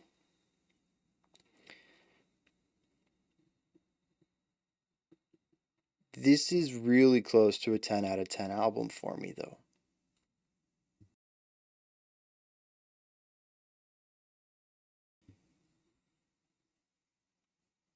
I don't know if you've noticed yet. In the last two analysis sections, I don't think I've had any negative complaints. The second track certainly caught me off guard with its heavier, deathier intro, and the ending felt a bit weak to me compared to what I experienced in the middle, but I don't think either of those are detractors. They're I chalk both of them up to experience, expectations,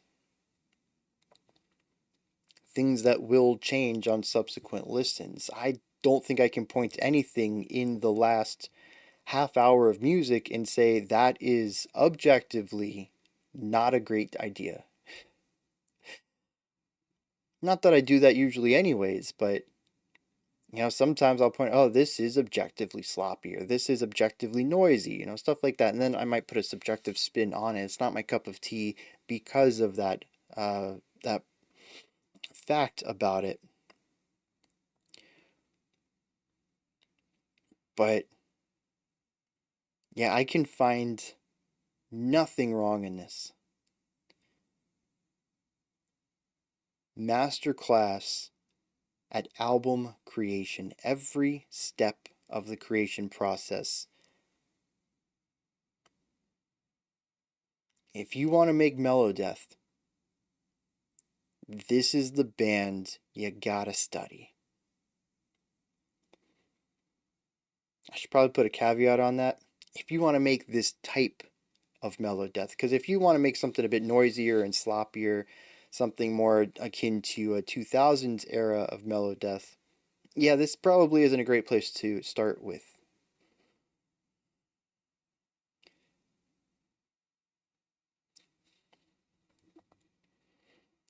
Just, I'm just blown away by, jeez, man.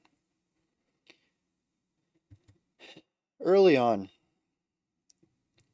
I had an epiphany.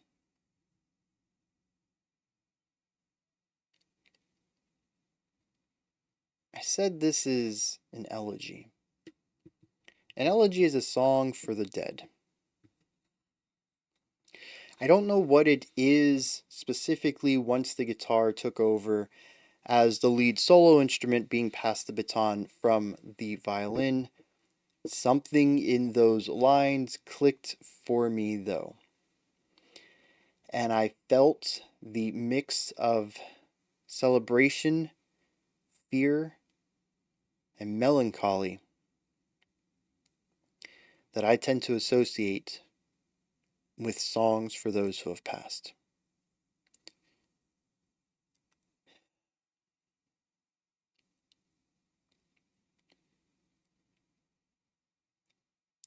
And between the two of those instruments, I don't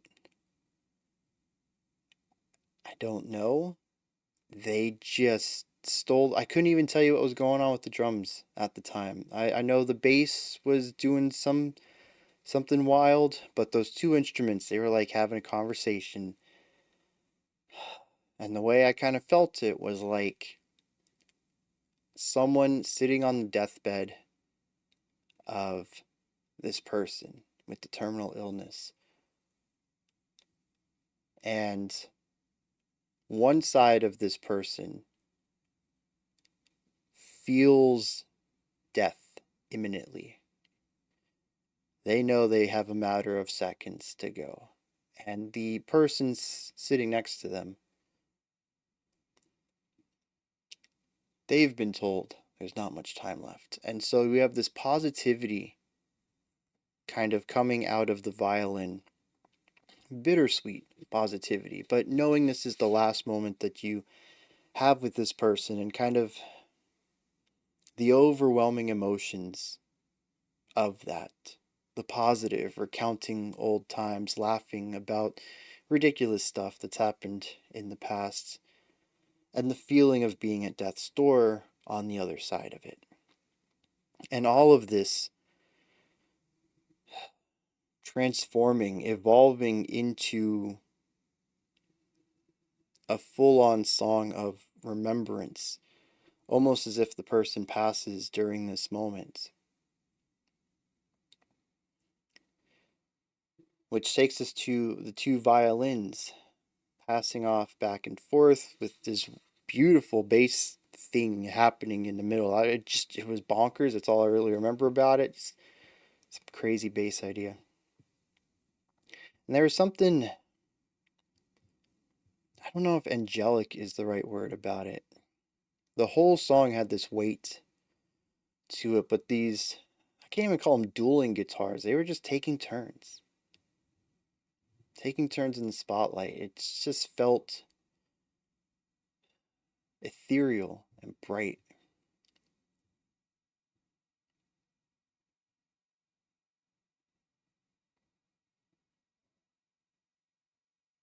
Angelic.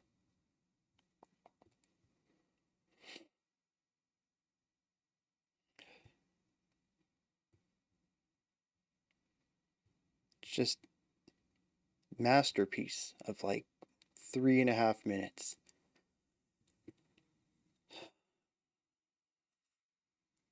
From here, I don't remember. We had a slow burn of sorts, slowly stacking ideas on top of each other. This was in juxtaposition to the type of temporal placement of ideas that we saw in the other two tracks, where it was more about giving a full idea and then filling in the holes, more so than creating a foundation and building something on top of that layer by layer, which is what we saw here. I thought it was very cool to have both styles of progressively adding things onto a sound. Maybe here it's about the path. They say it's a stairway to heaven. Who knows what the afterlife brings, but I think the concept of an idea stacking on top of itself is pretty cool. An idea that the afterlife is above us. Even if it's just a return to space dust, that's still something that's above us. Something that feels greater than. Makes us feel small, the human experience. In a good way, I think.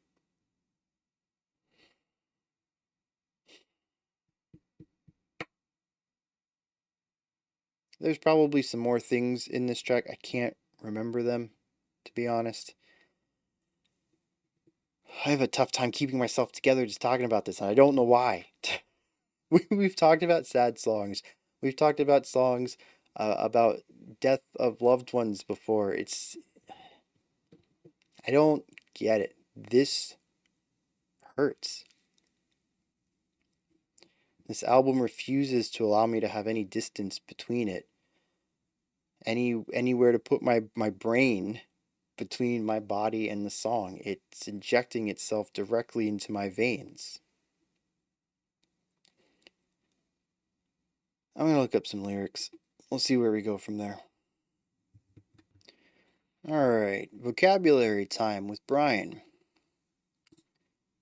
Misericorde is a French word for mercy, though I'm sure it's pronounced a little bit differently, and it has a little accent note over the first E, so pretty sure it's pronounced a little differently.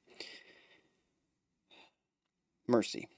Quiescence is the quality or state of being quiescent, which just means dormant or inactive or suspended. So these tracks are about mercy. The first one, As the Flesh Falls. I think it kind of makes sense how mercy ties into the whole concept of somebody who is dealing with a terminal illness and slowly losing quality of life. The second track, then, Anatomy of Quiescence. I didn't look up the pronunciation of that. Well, y'all let me know if I'm saying that wrong. It's the anatomy of being dormant, or the anatomy of being dead. In this case, the anatomy of inactivity, which is sort of what the song is about. There's not a lot of lyrics in here, even if it felt like there were a ton. It took a while for the vocals to get in. They didn't come in till like 7 minutes or something like that. It still felt like there were a lot more than what's listed here.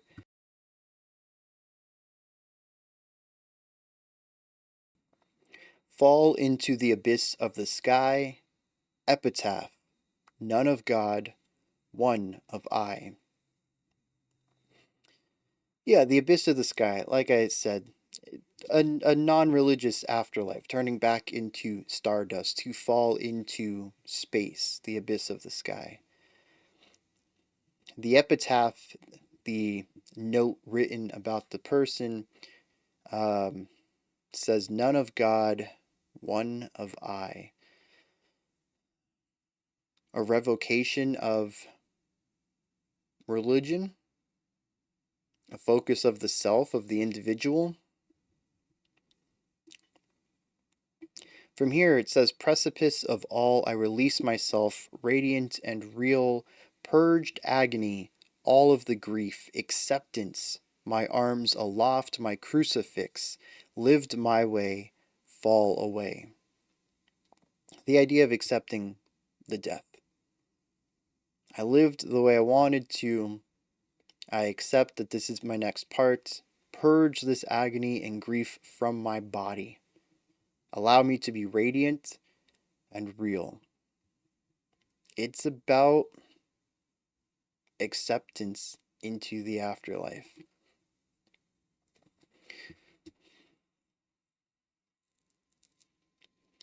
Interestingly, the Genius annotation mentions that this is a song about the journey as a process of release, transcendence, and peace. And I think I hit all three of those notions in my musical breakdown.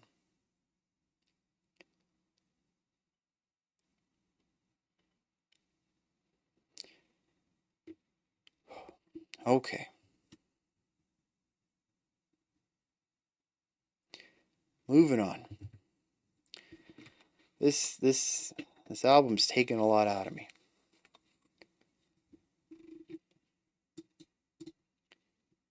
Next up, we have the second longest song on the album, Suspyre? Suspyre? I don't know. Pyre would normally be pyre, so I'm going to guess it's Suspyre. That word doesn't mean anything to me, though, so I guess it's another one I got to look up. Actually, at Graal, Graal, is our fifth track. That doesn't mean anything to me either. And Anhedonia is our final track. I've seen that word before. Is that the name of Morphide's album? I don't know. I've seen that word before, though. I gotta look it up, though, because I've never tried to figure out what it meant. Let's push forward with track number 4.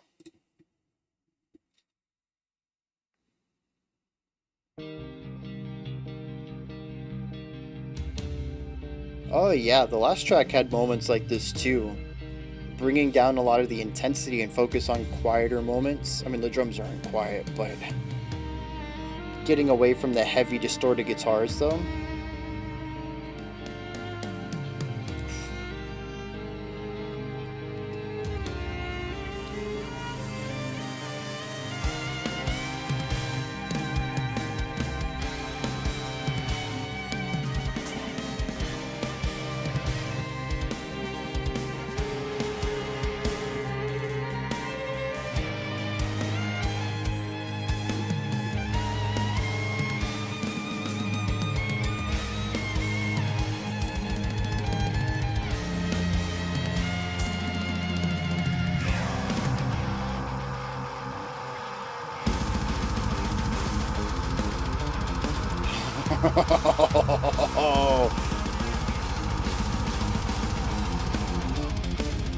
Give me all that bass.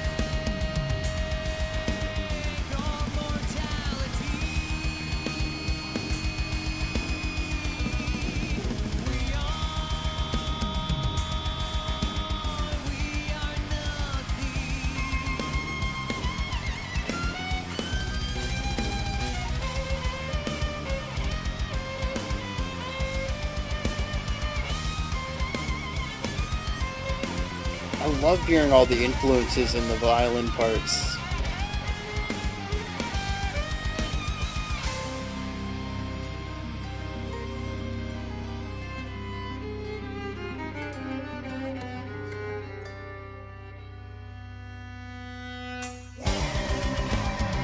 I wish we could have stuck with that for a second.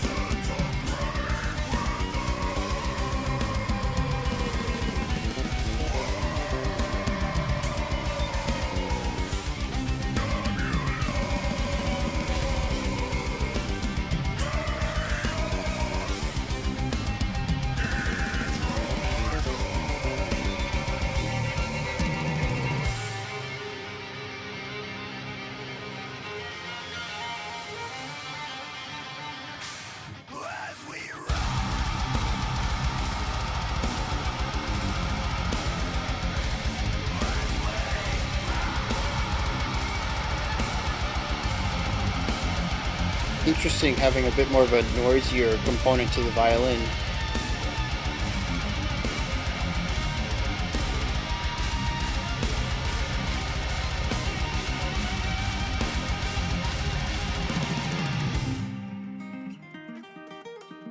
This song is full of sharp turns.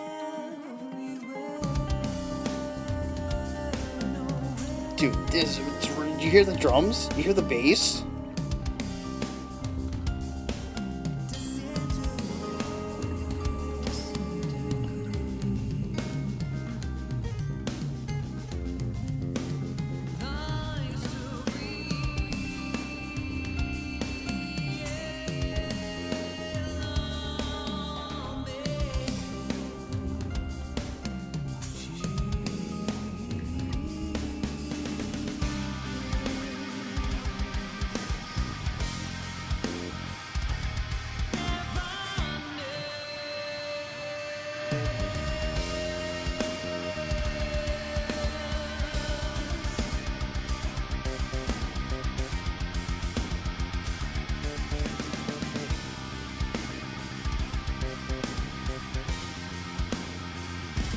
Yeah, the syncopation on the bass kicks in that last section was real nice.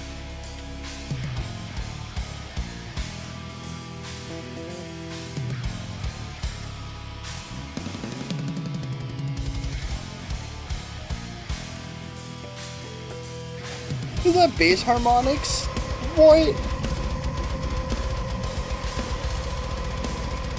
They sound sick.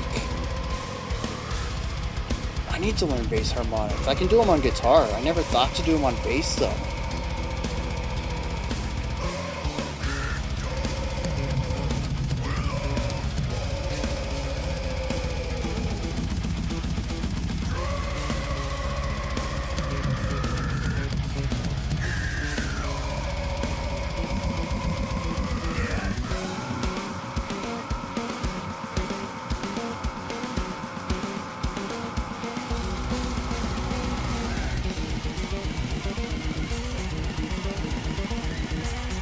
Very dissonant harmony between the bass and left guitar, right guitar.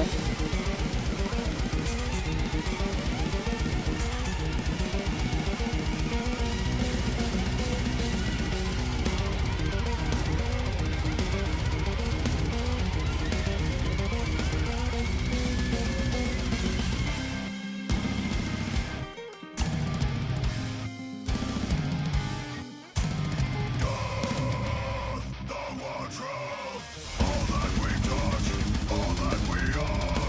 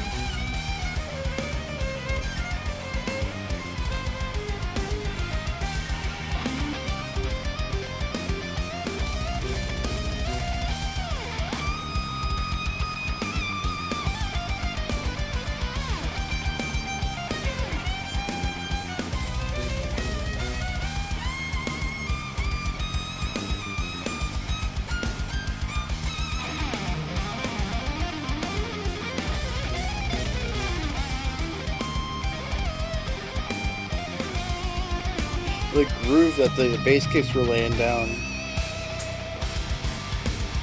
This part again on the bass kicks.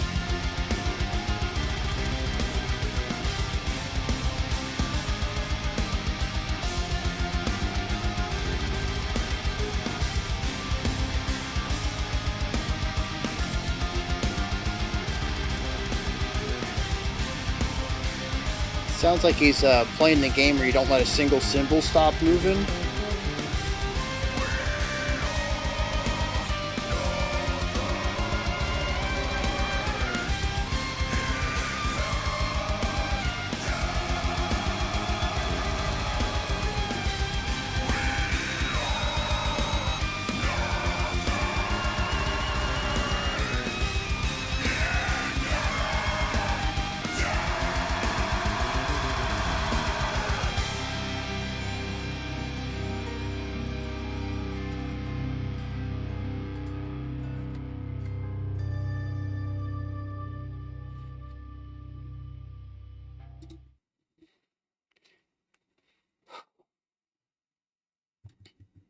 Alright.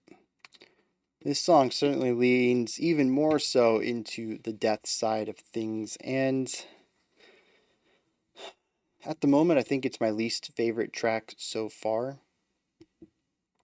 It has some really inspired moments within it, but I do enjoy when they keep things a little bit on, I don't know if I can necessarily say the lighter side, but closer to non-metal compositional techniques. It's not so much the instruments, which of course never change. We have the harsh vocals, we have the electric guitars in almost all the tracks here. That isn't really what turns me away. It's the specific harmonic properties that lead a section. So a lot of these tracks are dominated by avant-garde ideas. That's more on the rare side. I think we've only heard like two or three moments where I would say, oh, that's some very eclectic harmonic writing. But classical and folk really dominate a lot of the melodic ideas. And the cool thing about the melody, and we're going to touch on this later, is that the melody dictates the feeling. Like I said, we'll touch on that in a little bit. But there are moments when we hyper focus on a more metallic harmonic idea. And I find these to sort of be flat compared to the dynamic expressiveness of just the chord progressions and modes that they utilize that have more notes in them. They feel more expressive to me because they have more character to them. And so when we flip back to pedal tones, on the guitars and the bass, just really laying down this fast, heavy stuff, and we don't have any other information there, or maybe we have a power chord or something going on.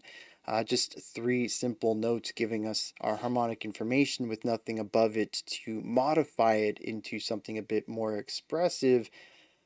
I find these moments to be harmonically dull. Now, that's not to say that they're bad. They exist for strong contrast against some of the other writing. And I think they work on that front. And some of the sections I think even work exceptionally well because these moments help elevate the more complex ones. But when we have a track like this, where the opening 2 or 3 minutes really hyperfixates on the more metallic composition, I find that to be just a hair bit too long for my taste. I'm sitting there craving, my mouth watering for the moment for something a bit deeper to come in. So again, it's not anything bad, and if you enjoy a more typical death metal sound without that melodic edge to it to make it melodeath, or in this case progressive melodeath at places, you might not find those sections to be as excruciating of a weight as I do. But yeah, I think I used a bit of a harsh word calling them, what did I say? Did I say bland? Did I say boring? I don't remember what it was. I said something pretty harsh about it. That was a subjective take. I just want to clear that up. It's just that I find everything else, usually when there's soloing, lead melody lines coming from instruments. Counterpoint, I just find these moments to be more engaging than the straightforward stuff that is fine, just not my cup of tea. And like I said, I do understand why they're in there. Well, I guess I just made my first negative comment about the album. That's, I guess it's not a 10 out of 10. Which, I mean, to be completely fair, at this point, if I put the album on again, this might be a song that I either check out a little bit of, one I wouldn't engage with as thoroughly, or possibly one that I skip, primarily because it has so few moments in it that I enjoyed, unlike the past three, which have been rather consistent, just engrossing tracks from start to finish.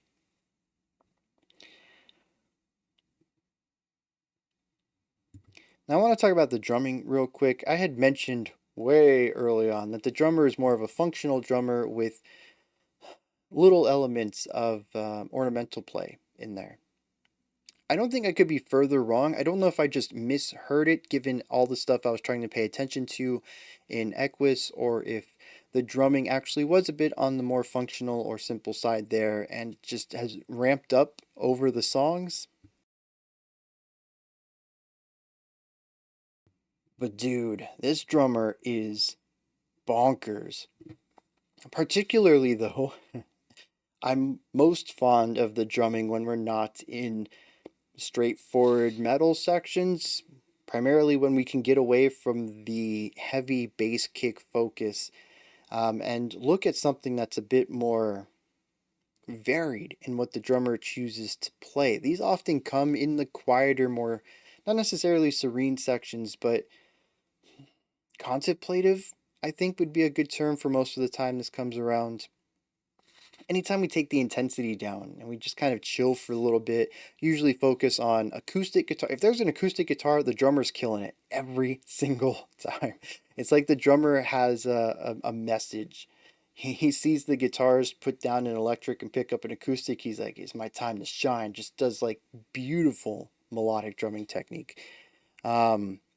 But even outside of that, we do hear some wild drum ideas in even some of the heavier sections across all of the last three tracks. It makes me want to re-listen to Equus to see if I missed the drumming in there.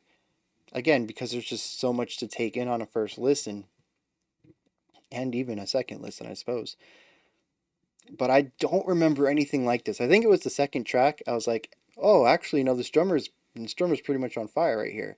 And the more I listen to the drums, every time I check in on them, it's sort of like a coin flip whether I'm going to get something entirely transformative or if I'm going to get something that is a bit more functional.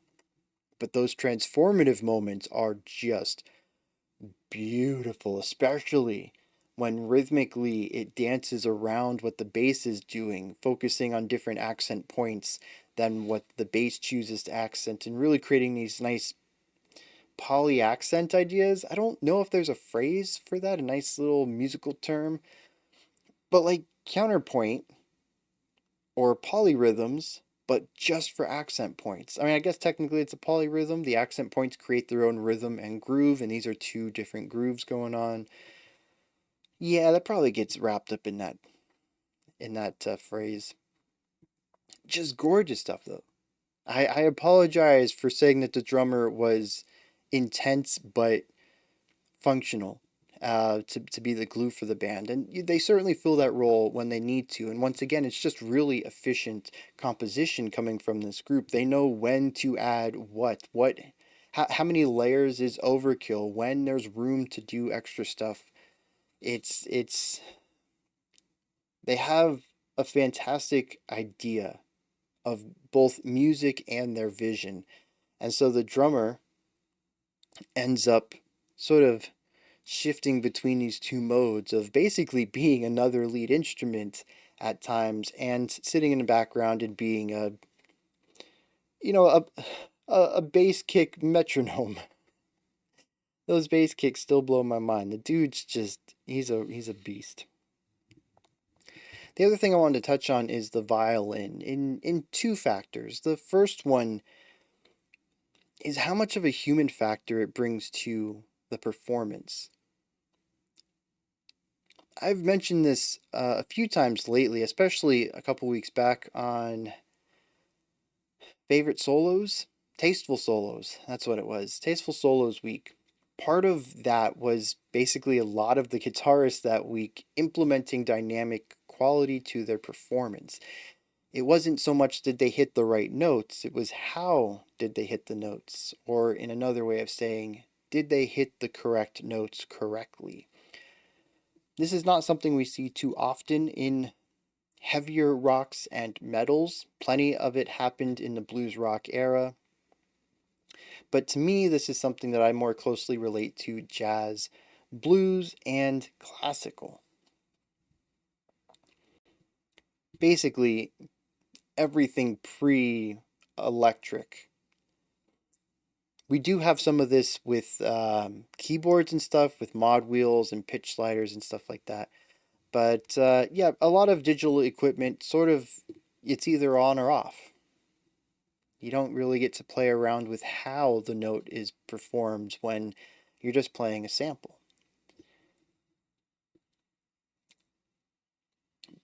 But I love this. This is the character that I love to hear in performances. It shows me that it's not just about playing the notes, it's about telling a story where the notes are your words.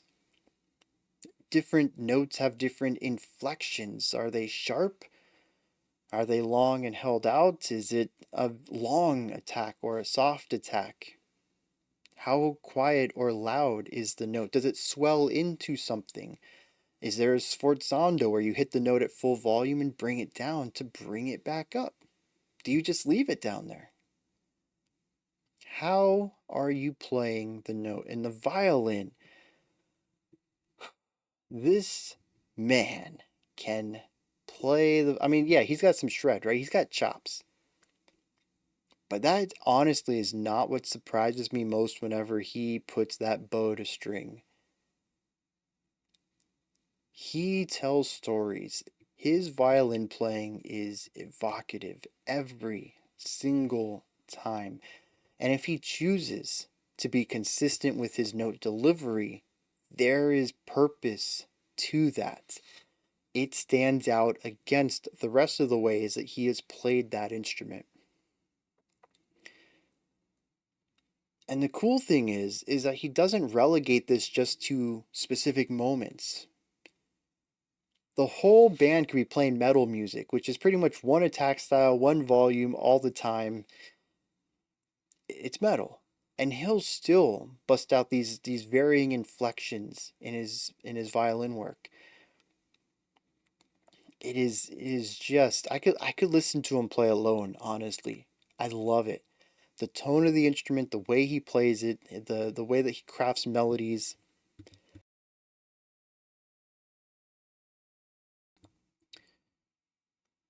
This band is a team effort. I mentioned earlier when I was looking at the personnel list that pretty much everyone in the band is listed as a composer, and I think that that is certainly the way to go in something like this. As much as I love sort of, not necessarily like a one person project, but having a singular person of vision creating something, I think you can craft some really interesting stuff that way. We've heard some wild solo albums. Um, and of course, there's always that dude from Nightwish, Tomas. I can't think of his last name for some reason.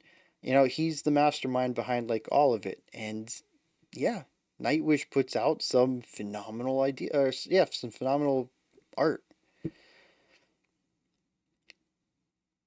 But when you get the right people to come together, the art only benefits from having more cooks in the kitchen. And I think Ne Obliviscaris, like I mentioned earlier, it's a once, not a once in a lifetime, but like it's a rare chance to get all these people together at the same time with the right producer and just everybody firing on all cylinders. But despite the fact that this is certainly a team project. To me, the standout is the violin, and I think it's because it's the only acoustic instrument in here. I mean, you could probably make an argument that the vocals are acoustic too, but they just don't speak to me like the violin does. There is something about the way this guy plays it.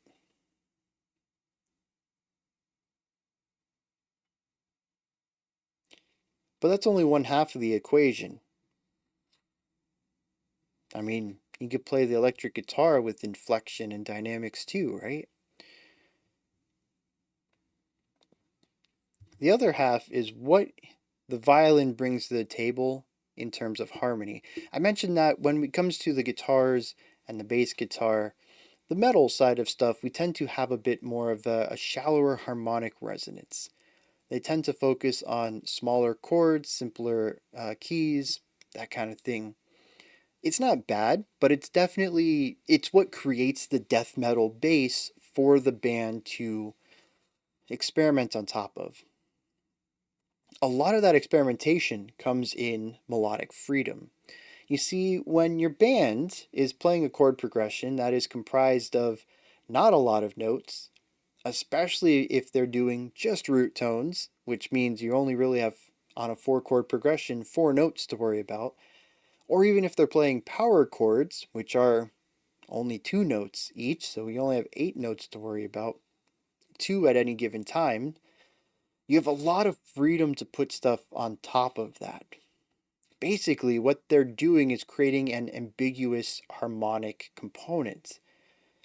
It's then up to the violinist, or whatever the lead instrument is. Sometimes the guitar gets this task as well, to pick what notes are going to be played on top of this vague idea to transform it into something a bit more honed and singular. In art terms, you could imagine that the metal part of the band is coloring the canvas, all gray, all yellow.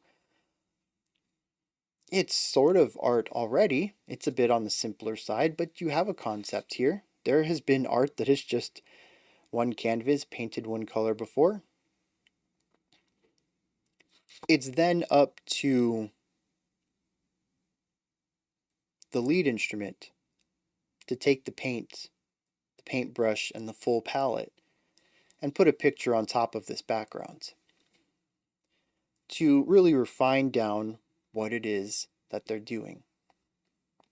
And so, this is how we have a general metal sound pretty much in every moment of all these songs, but some moments feel more classical, some feel more folky, some feel more noisy. Whatever genre you want to attribute that to me, that's like mathcore right there without the mathy time signature stuff. Or indie rock. Indie rock can also be noisy and aharmonic.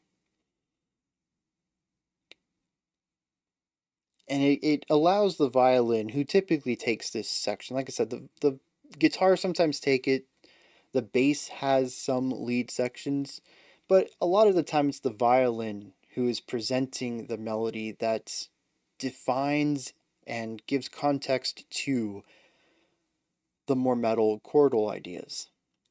And it's those sections that really transform the songs for me. It's probably the reason why it feels so dull without these lead instruments. Like when we have just the metal band and then the growls on top, I don't care if it's another guitar or a violin or a glockenspiel. I don't care. I need a melody on top of it for that transformative element. Without it, I just get the base color, which is fine. It's just not as pretty for me.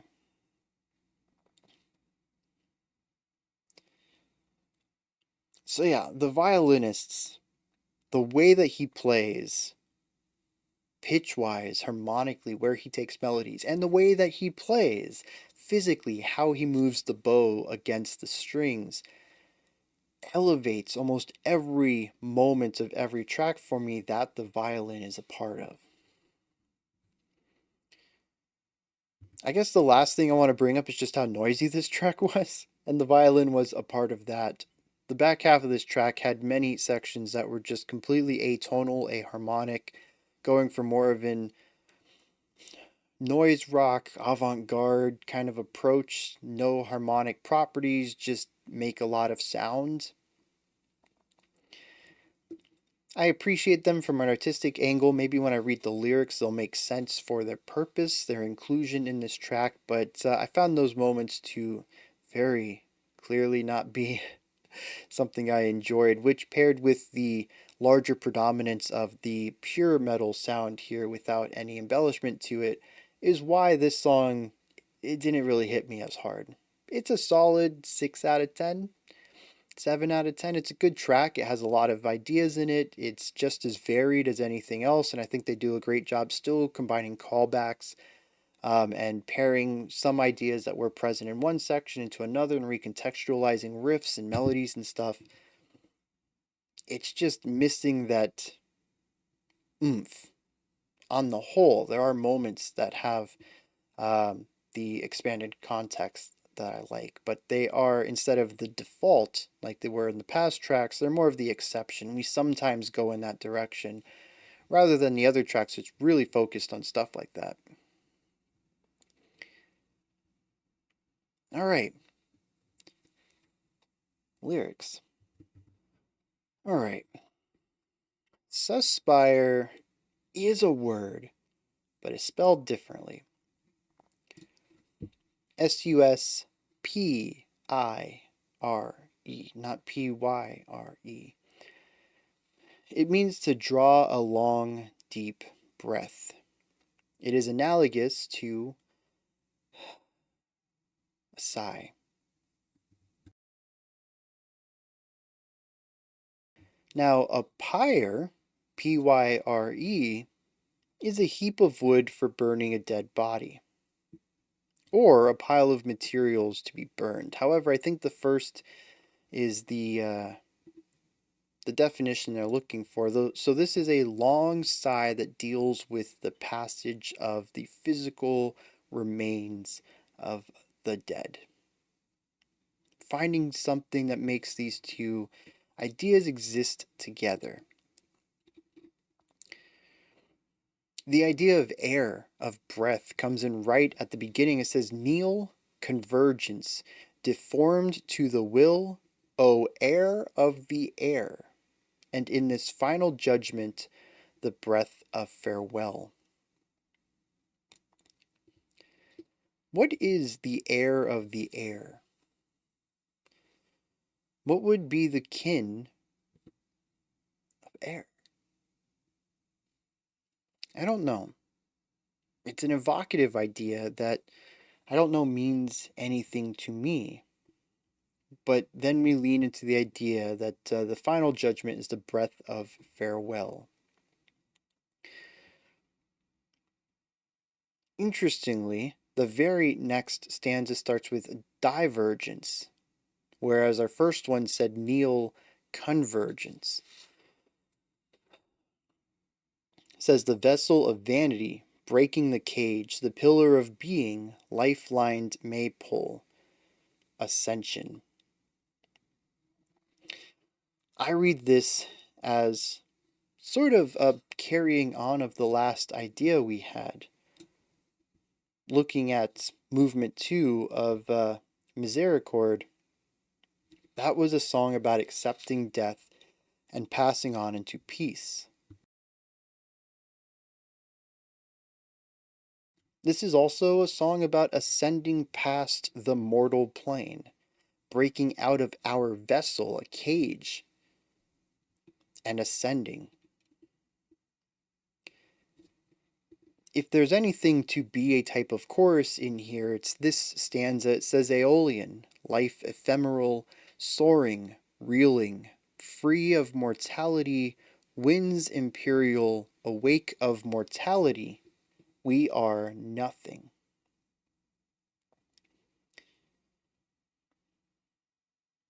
Now, I didn't quite understand what was going on here until a few stanzas later toward the end of the track.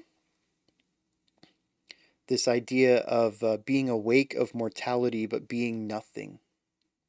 Right? So when you are alive, you are nothing. Later on, though, it says that death is the one truth, all that we touch and all that we are.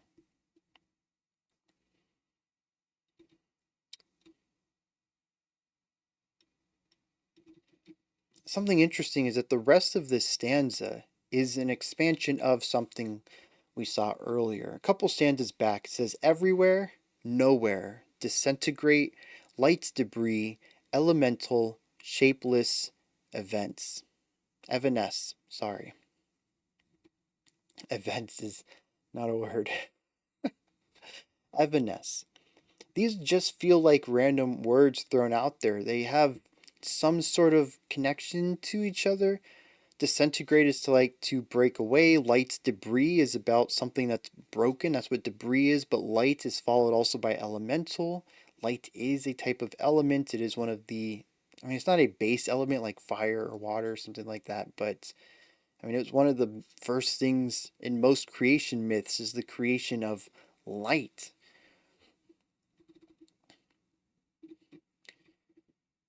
After it says that death, the one truth, says the shapeless, the Heaviness, there is only nowhere. Inherit, inhale the dust of kings. Rise to purity and silence, deconstructed creation, tear us apart. The dust of kings, all that has come before us. To deconstruct creation, which would be destruction. Or maybe not necessarily. To deconstruct creation means to learn how things are made, not necessarily to tear it down. But then it does say tear us apart. All of this leads up to the repeated phrase at the end of the track, we are nothing, inherit death.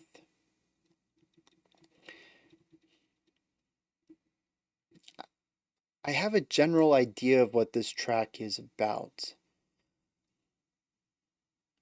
I don't know if this is necessarily what it's angling towards, but with no annotations and a bit of a cryptic message here, I'm going to go on a limb and say that this is my interpretation of it, as flawed as it might be. It speaks about how death is the one thing that all of us will experience. What is life? Well, that's kind of different for everyone.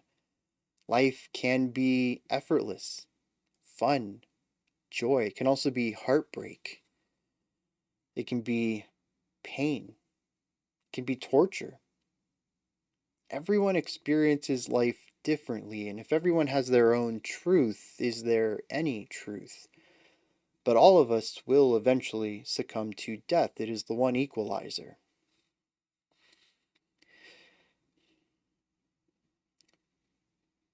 One thing that I think about often, going back to the last track, specifically that mentioned that there is no afterlife, it's just returning to the great abyss in the sky. Is that what he said?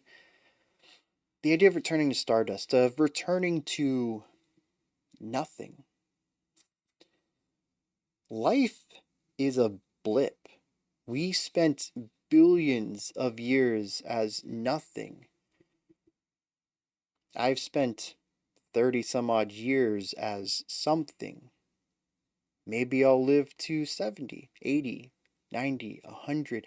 It doesn't matter if I live to 1,000 somehow. It will still be such an infinitesimally small amount of my existence within the non existence, because when I pass, I will return to not existing. Another billion years worth of that. Infinite amount of years of that, technically. What is 70 years against basically infinite? It is this element that non existence is the truth, existence is an anomaly.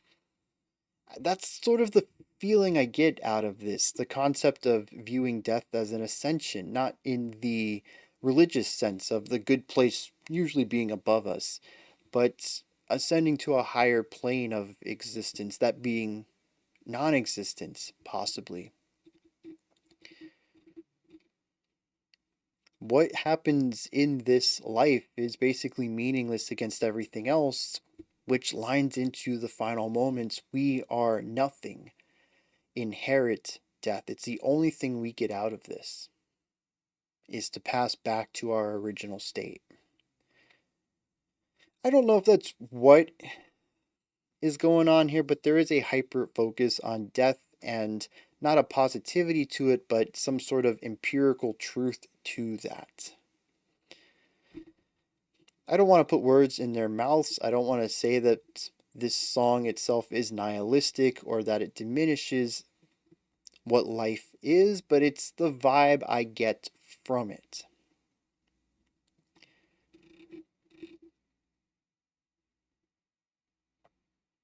And you know, that makes sense within the music, primarily through all the noise of it.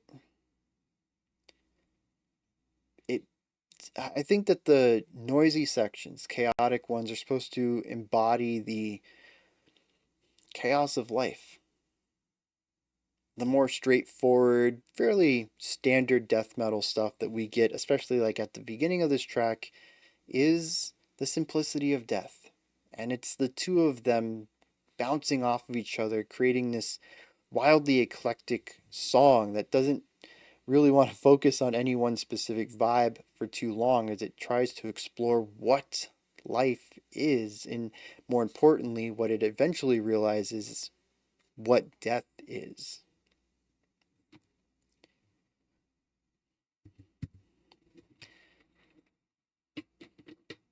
We might only have one more listening section to go.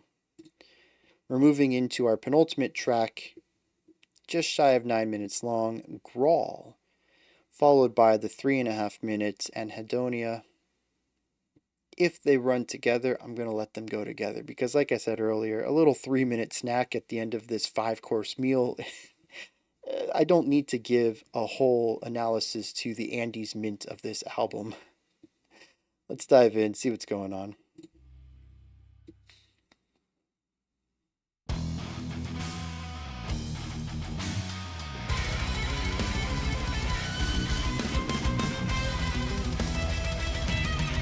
Ooh, no, what is that?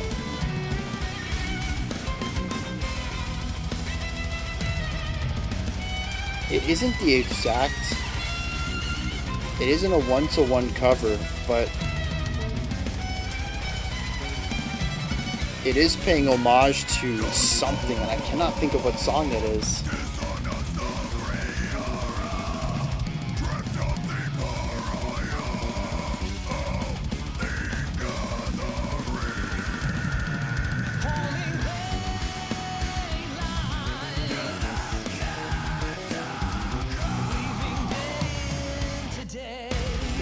Oh, yeah.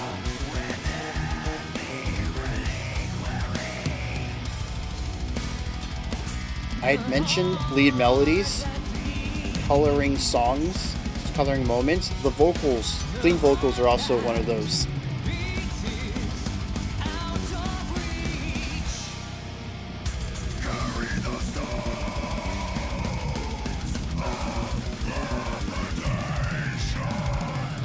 Bass, guitars. They're trading off who's doing the movement.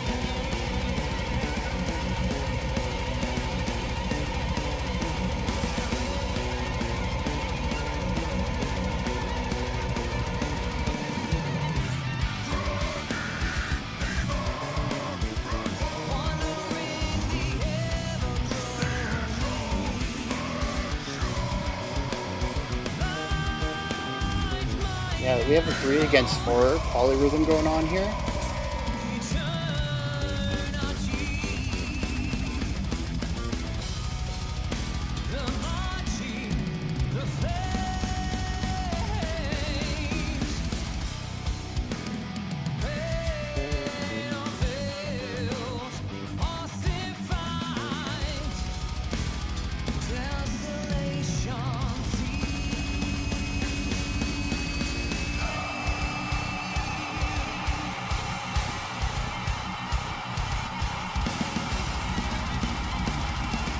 Once again, just another beautiful transition.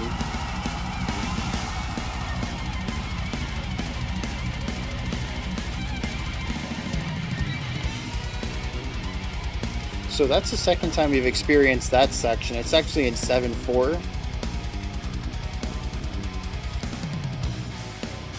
The cymbals in that last section were wild.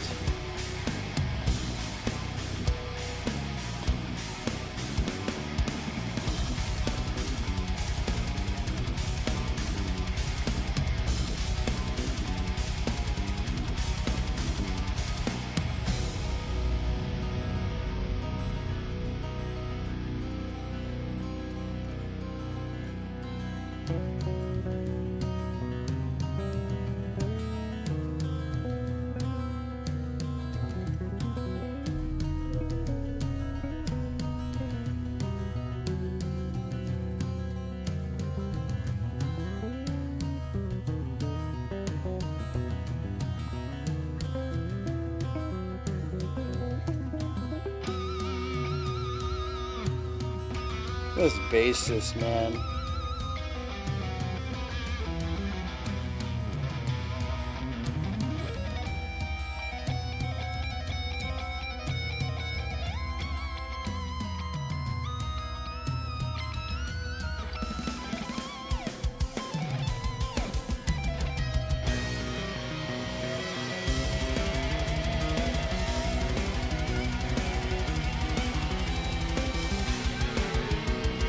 One, two, three, four. 1, 2, 3, 1, 2, 3, 1, 2, 3, 1, 2, 3.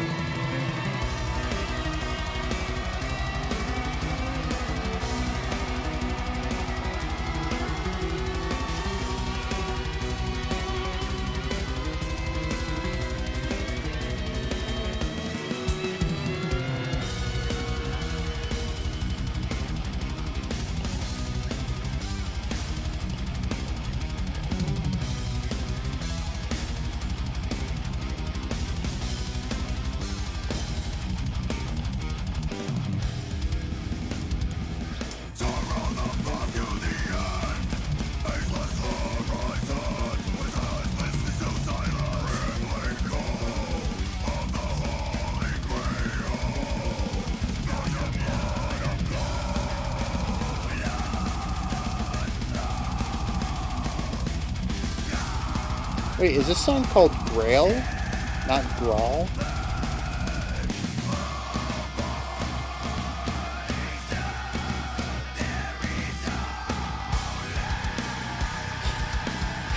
Yeah, man.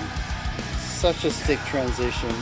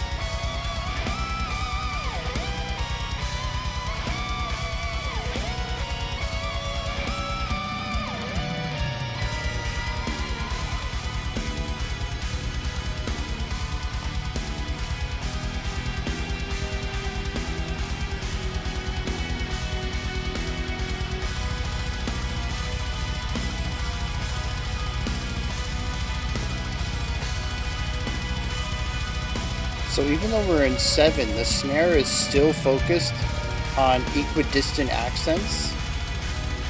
So it ends up accenting on... Yeah, so it's accenting every 3 beats. That's interesting, because then it's like 3, and then 6, and then 2, and then 5. And then 1... 4, 7, back to 3. Yeah, that's wild.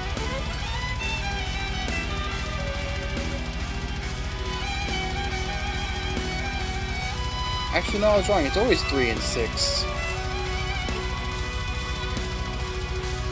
So, okay, yeah.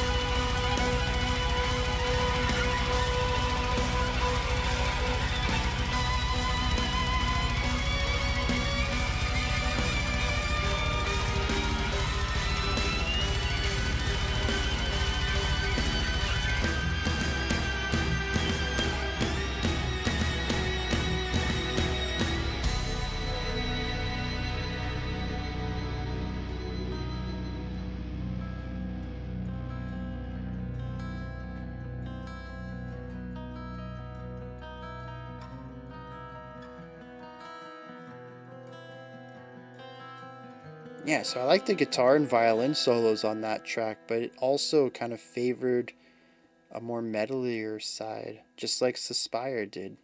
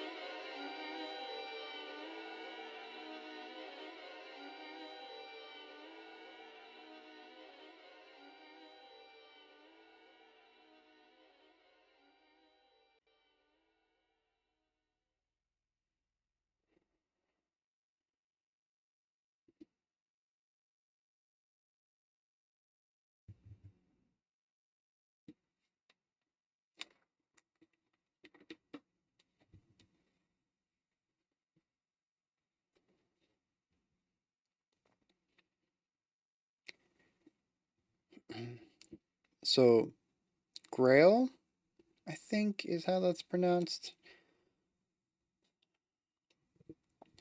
To me, that feels a lot like Suspyre. I had a lot of the same reaction to it. There were parts I enjoyed, other parts that bounced off of me, had a heavier focus on a metallic type of writing.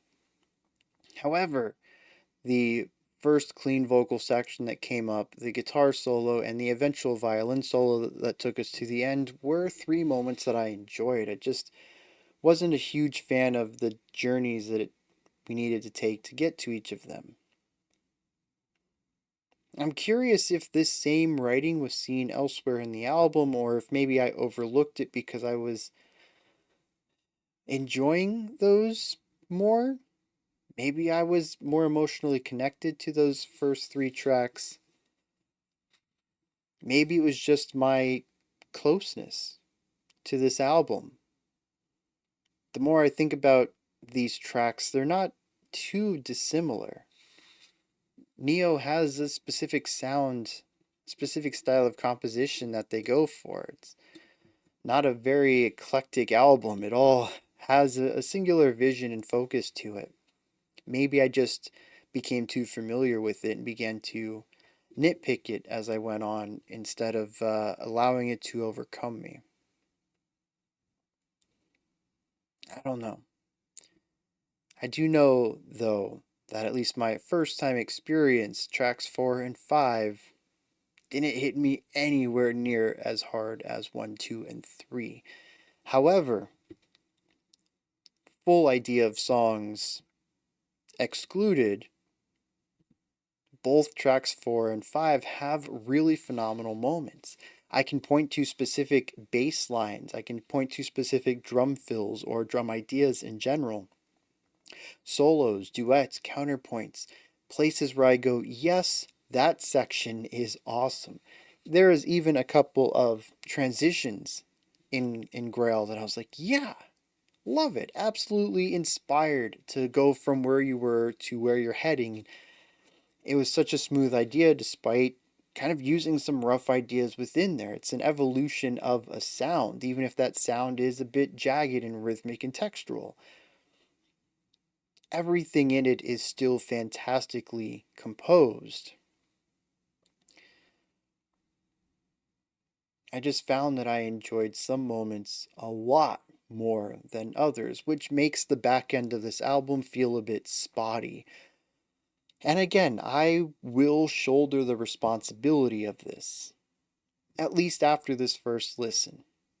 First time listens can always be an anomaly because you have no idea what you're in store for. I think second, third, fifth times through any work, whether it's the fifth time you're seeing a painting, a still painting, or the fifth time through a film or an album. That's when I think an idea begins to solidify about your relationship to that work. There's just too many variables on a first time listen to come to any definitive conclusion about either the work or your relationship to it. But I do know that sitting here at the end of this album, the first half of it stands out far above the back half.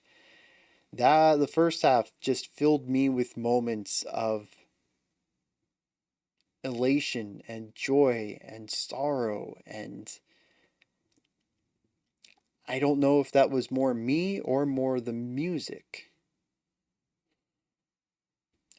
At a moment there I wanted to blame the break, but when I came back from the break, that third track almost wrecked me again. So I don't think it was that distance there, although it probably didn't help. And I already mentioned that. I wish I hadn't taken it now.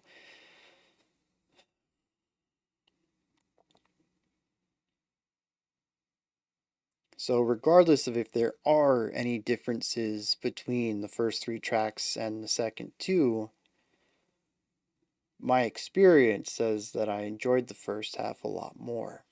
And it's primarily because I heard more of the non metal stuff taking domination of the composition, whereas with tracks 4 and 5, I felt more of the metal at the forefront.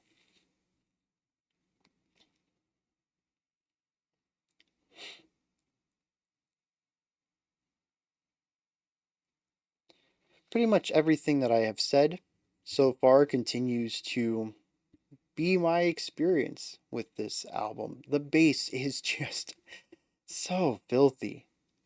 I mean, first of all, the bass tone, whoever came up with the tone, probably the bassist, but also the engineer, mixing it and EQing it and just really crafting this phenomenal sound for it. The bass player for playing it, just like, I don't think the bassist knows how to do a standard bass line. Like, the dude's just, he's like, all right, I got a melody. Like, again, he's like, yeah, listen to boom. He's like, all right, man, that sounds awesome. Comes back tomorrow. Hey, I got another melody for the bass. Like, dude, why can't you just play pedal tone or something? No, that probably doesn't happen there. Everybody here's so talented. They're just like, you made something awesome. I made something awesome. Let's smash it together. See how it fits.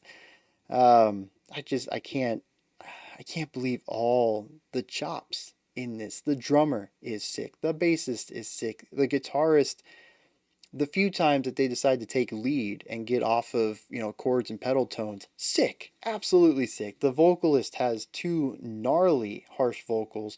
The clean vocalist's voice is freaking angelic. The violin work, also by the clean vocalist, just,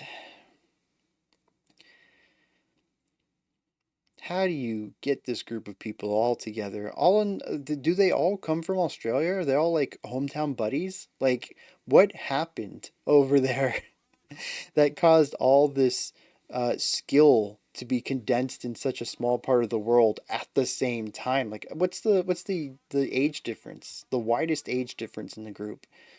Like, was it all this skill compressed down not to a single location, but also like a single decade, maybe 5 years? Just what are the chances of that? That's what I'm talking about, right? This kind of thing doesn't happen every day. Not outside of like global bands where you seek out people across the whole globe who want to work with you and have similar tastes and aspirations and vision, which is a lot easier now than, say, 30 years ago. But yeah, everybody's fantastic. I completely forgot that Equus had all those horse sounds in it, and it kind of makes me wonder if there was anything like that going on in the other tracks. Suspyre certainly had the noisy element, which I suppose was supposed to represent death in a way, but other than that, I don't know that I found sonic representations of literary concepts in the music. But I'm also not looking for that because I'm not listening to the music with the lyrics or even the lyrical meaning beside me on the first time through. So I'm curious if anybody else picks anything like that up. Yeah, and all the harmonic stuff that goes on in here. It's just, it's so varied in a way. The transitions are fantastic. Yeah, this would probably have landed on my heavy art category. Maybe tied with beautiful soundscapes. Probably would have put this one between those two sections of the video. Definitely has a little bit of both in there, but it's an album that, at least at this point, I don't know I would be spinning a lot. The first half I find very emotionally connective in a heavy way, and the back half is, I think I need to give it more time. The album comes to a head, though. We haven't talked about Anhedonia yet. In an absolutely gorgeous folky idea of piano and vocals that eventually leads to chaotic, noisy violin stuff. And the trade off between the vocals to the violin was exceptionally smooth, and I love how the violin part started.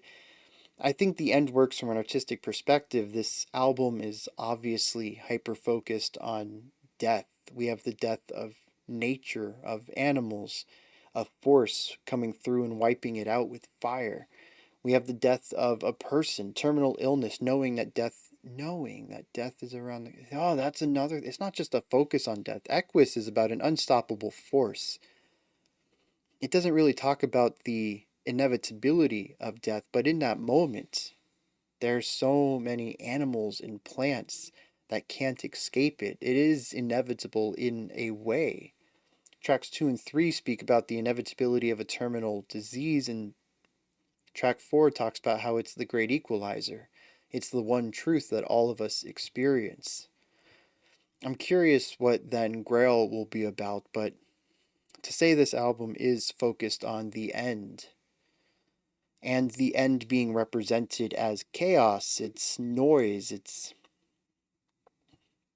well, a fade out at the end of the song to silence, to simplicity. I would wager that Anhedonia is also about passing to the next plane of existence. And about the peace of that. There's beauty at the beginning of the track, chaos and noise in the middle, and a fade out to silence at the end. It actually reminds me a lot of a sort of condensed view of anatomy of quiescence. The idea of acceptance, turmoil, and release.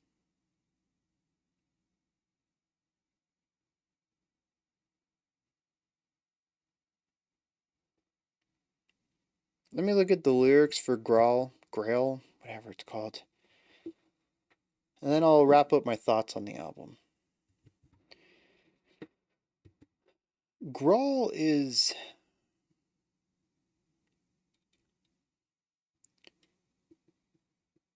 well, let me start with the annotation.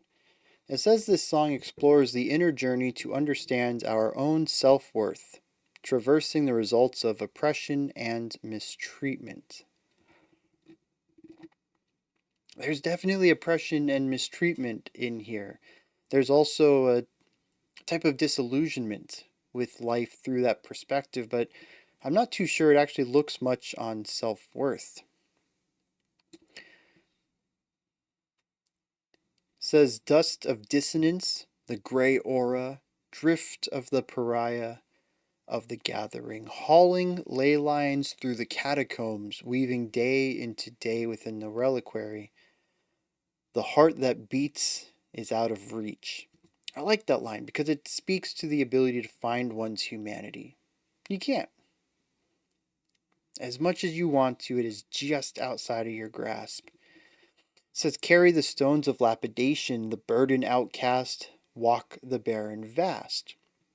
About being shunned from society, being forced to cross this massive journey, the vast barren wasteland of the world. To me, speaks to about finding or being forced to, well, in this context, possibly find yourself by yourself in a wasteland. The vastness of this, being cast out, being alone, traversing this nothingness, trying to find something so small.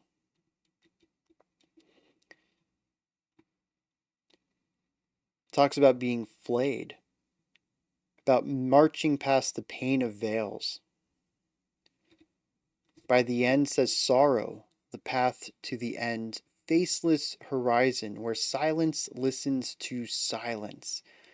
Rippling call of the Holy Grail, gorge the blood of God.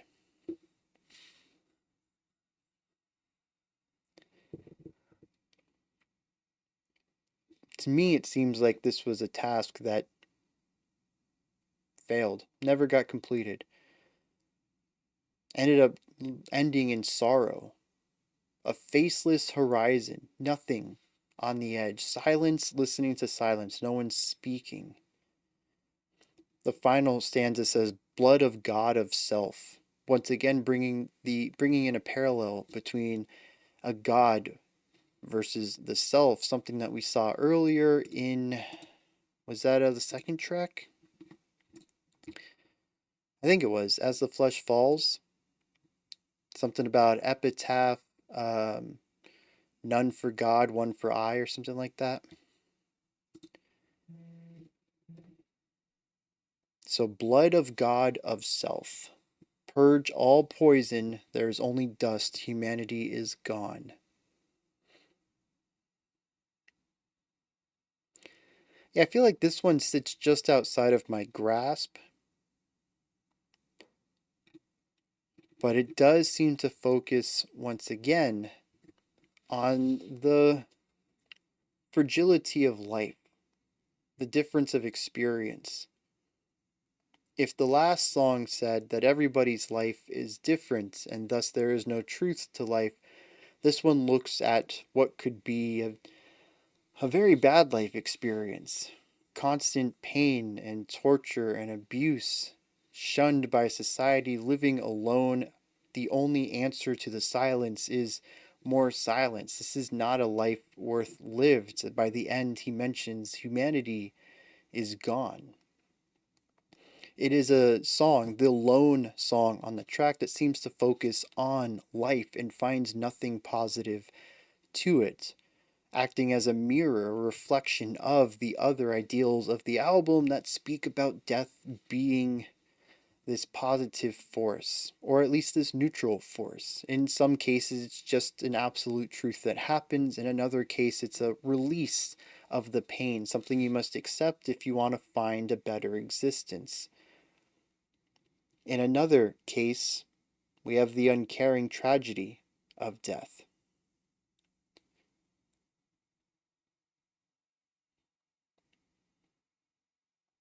I suppose this album isn't hyperfixated on a nihilistic view of this. As I mentioned earlier, it's a bit more complex than that, and now that I realize, I don't know why it took so long, that the opening track is one of sorrow.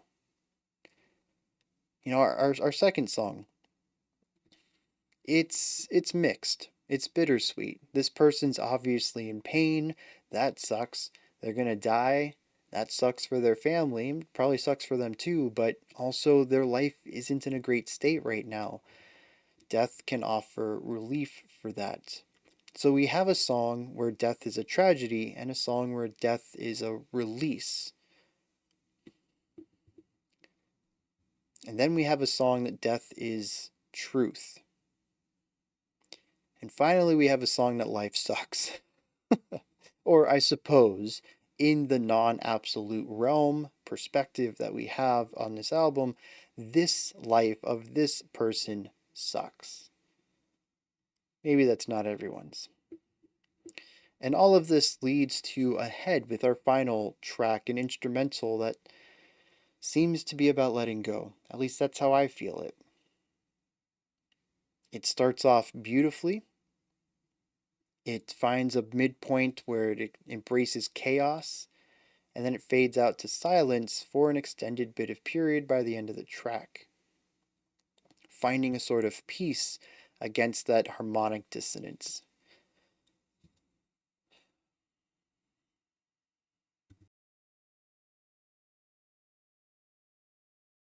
I don't know what all that means together.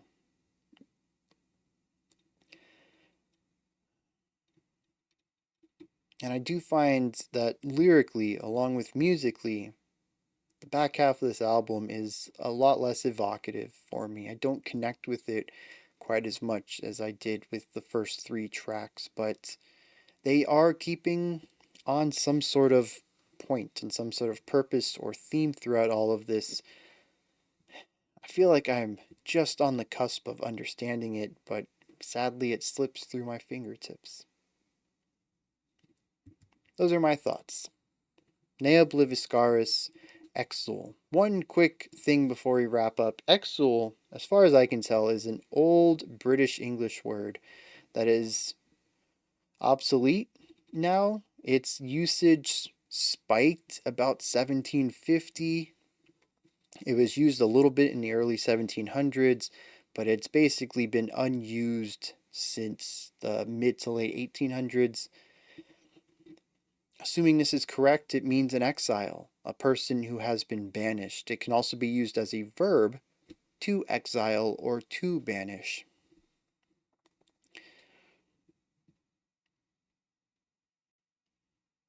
I think that's an interesting word to speak about an album about death. We do have Graal, a song about being banished. It has the word right there, a burden, outcast. It didn't have the word banish. I thought it did. It is somebody who's been cast out, who's been banished, who's been exiled outside of society, forced to walk the barren vastness outside. But the idea of these animals, trees, nature, people, being exiled from life, banished, exuled to the other side. It's not something you can fight or combat. When it's your time, you go.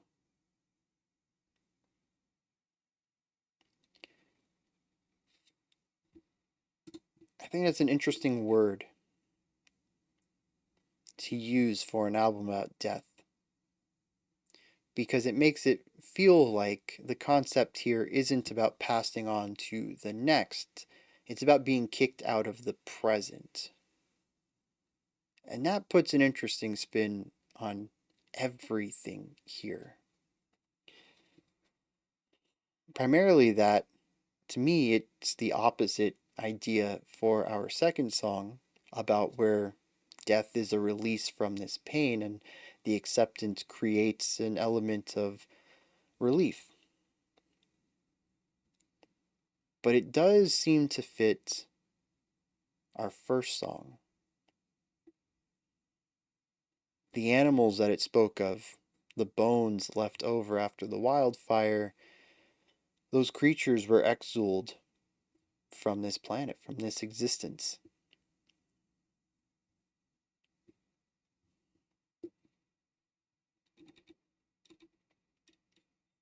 It's a complicated word, I would think, to tie to this album because of how varied and balanced its view is, how complex its view is on death.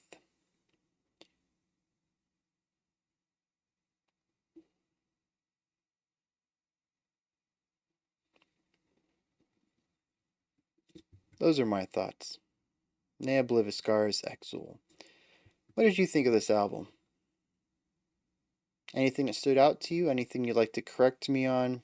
Maybe you just want to give me your own perspective or opinion about it. Put all that stuff down in the comments section. Above the comments in the description box, you'll find a link to Linktree. It takes you to this menu right here. You can find links to my music, ways to support the channel, a link to the Discord server, and so much more. Above that, if you could, like, subscribe, and ring the bell. Greatly appreciate all three of those. That wraps it up for today. Remember, tomorrow morning we have our live stream at 11 a.m., 3 p.m. UTC. Usually it's 4 p.m., it's 3 p.m. UTC now. For the next few months, the US is entering daylight saving time, so I will be releasing things an hour earlier against UTC. If you also bump your time up an hour, maybe you go through daylight saving time around the same time as the US does, you don't really have much to worry about. But if you don't observe daylight saving time, or if you do in a different a different month or a different week or something, there's going to be some differences in the release schedule for you. So if you like to check out the live stream when it's live, make sure you set your time, your clocks, your alarms accordingly. That wraps it up for this one. We got that in the morning. Otherwise, Monday we'll be back with next week's theme. Until next time, remember to be critical, not cynical, of the music you listen to, and have a fantastic morning, afternoon, or evening whenever you choose to watch my videos.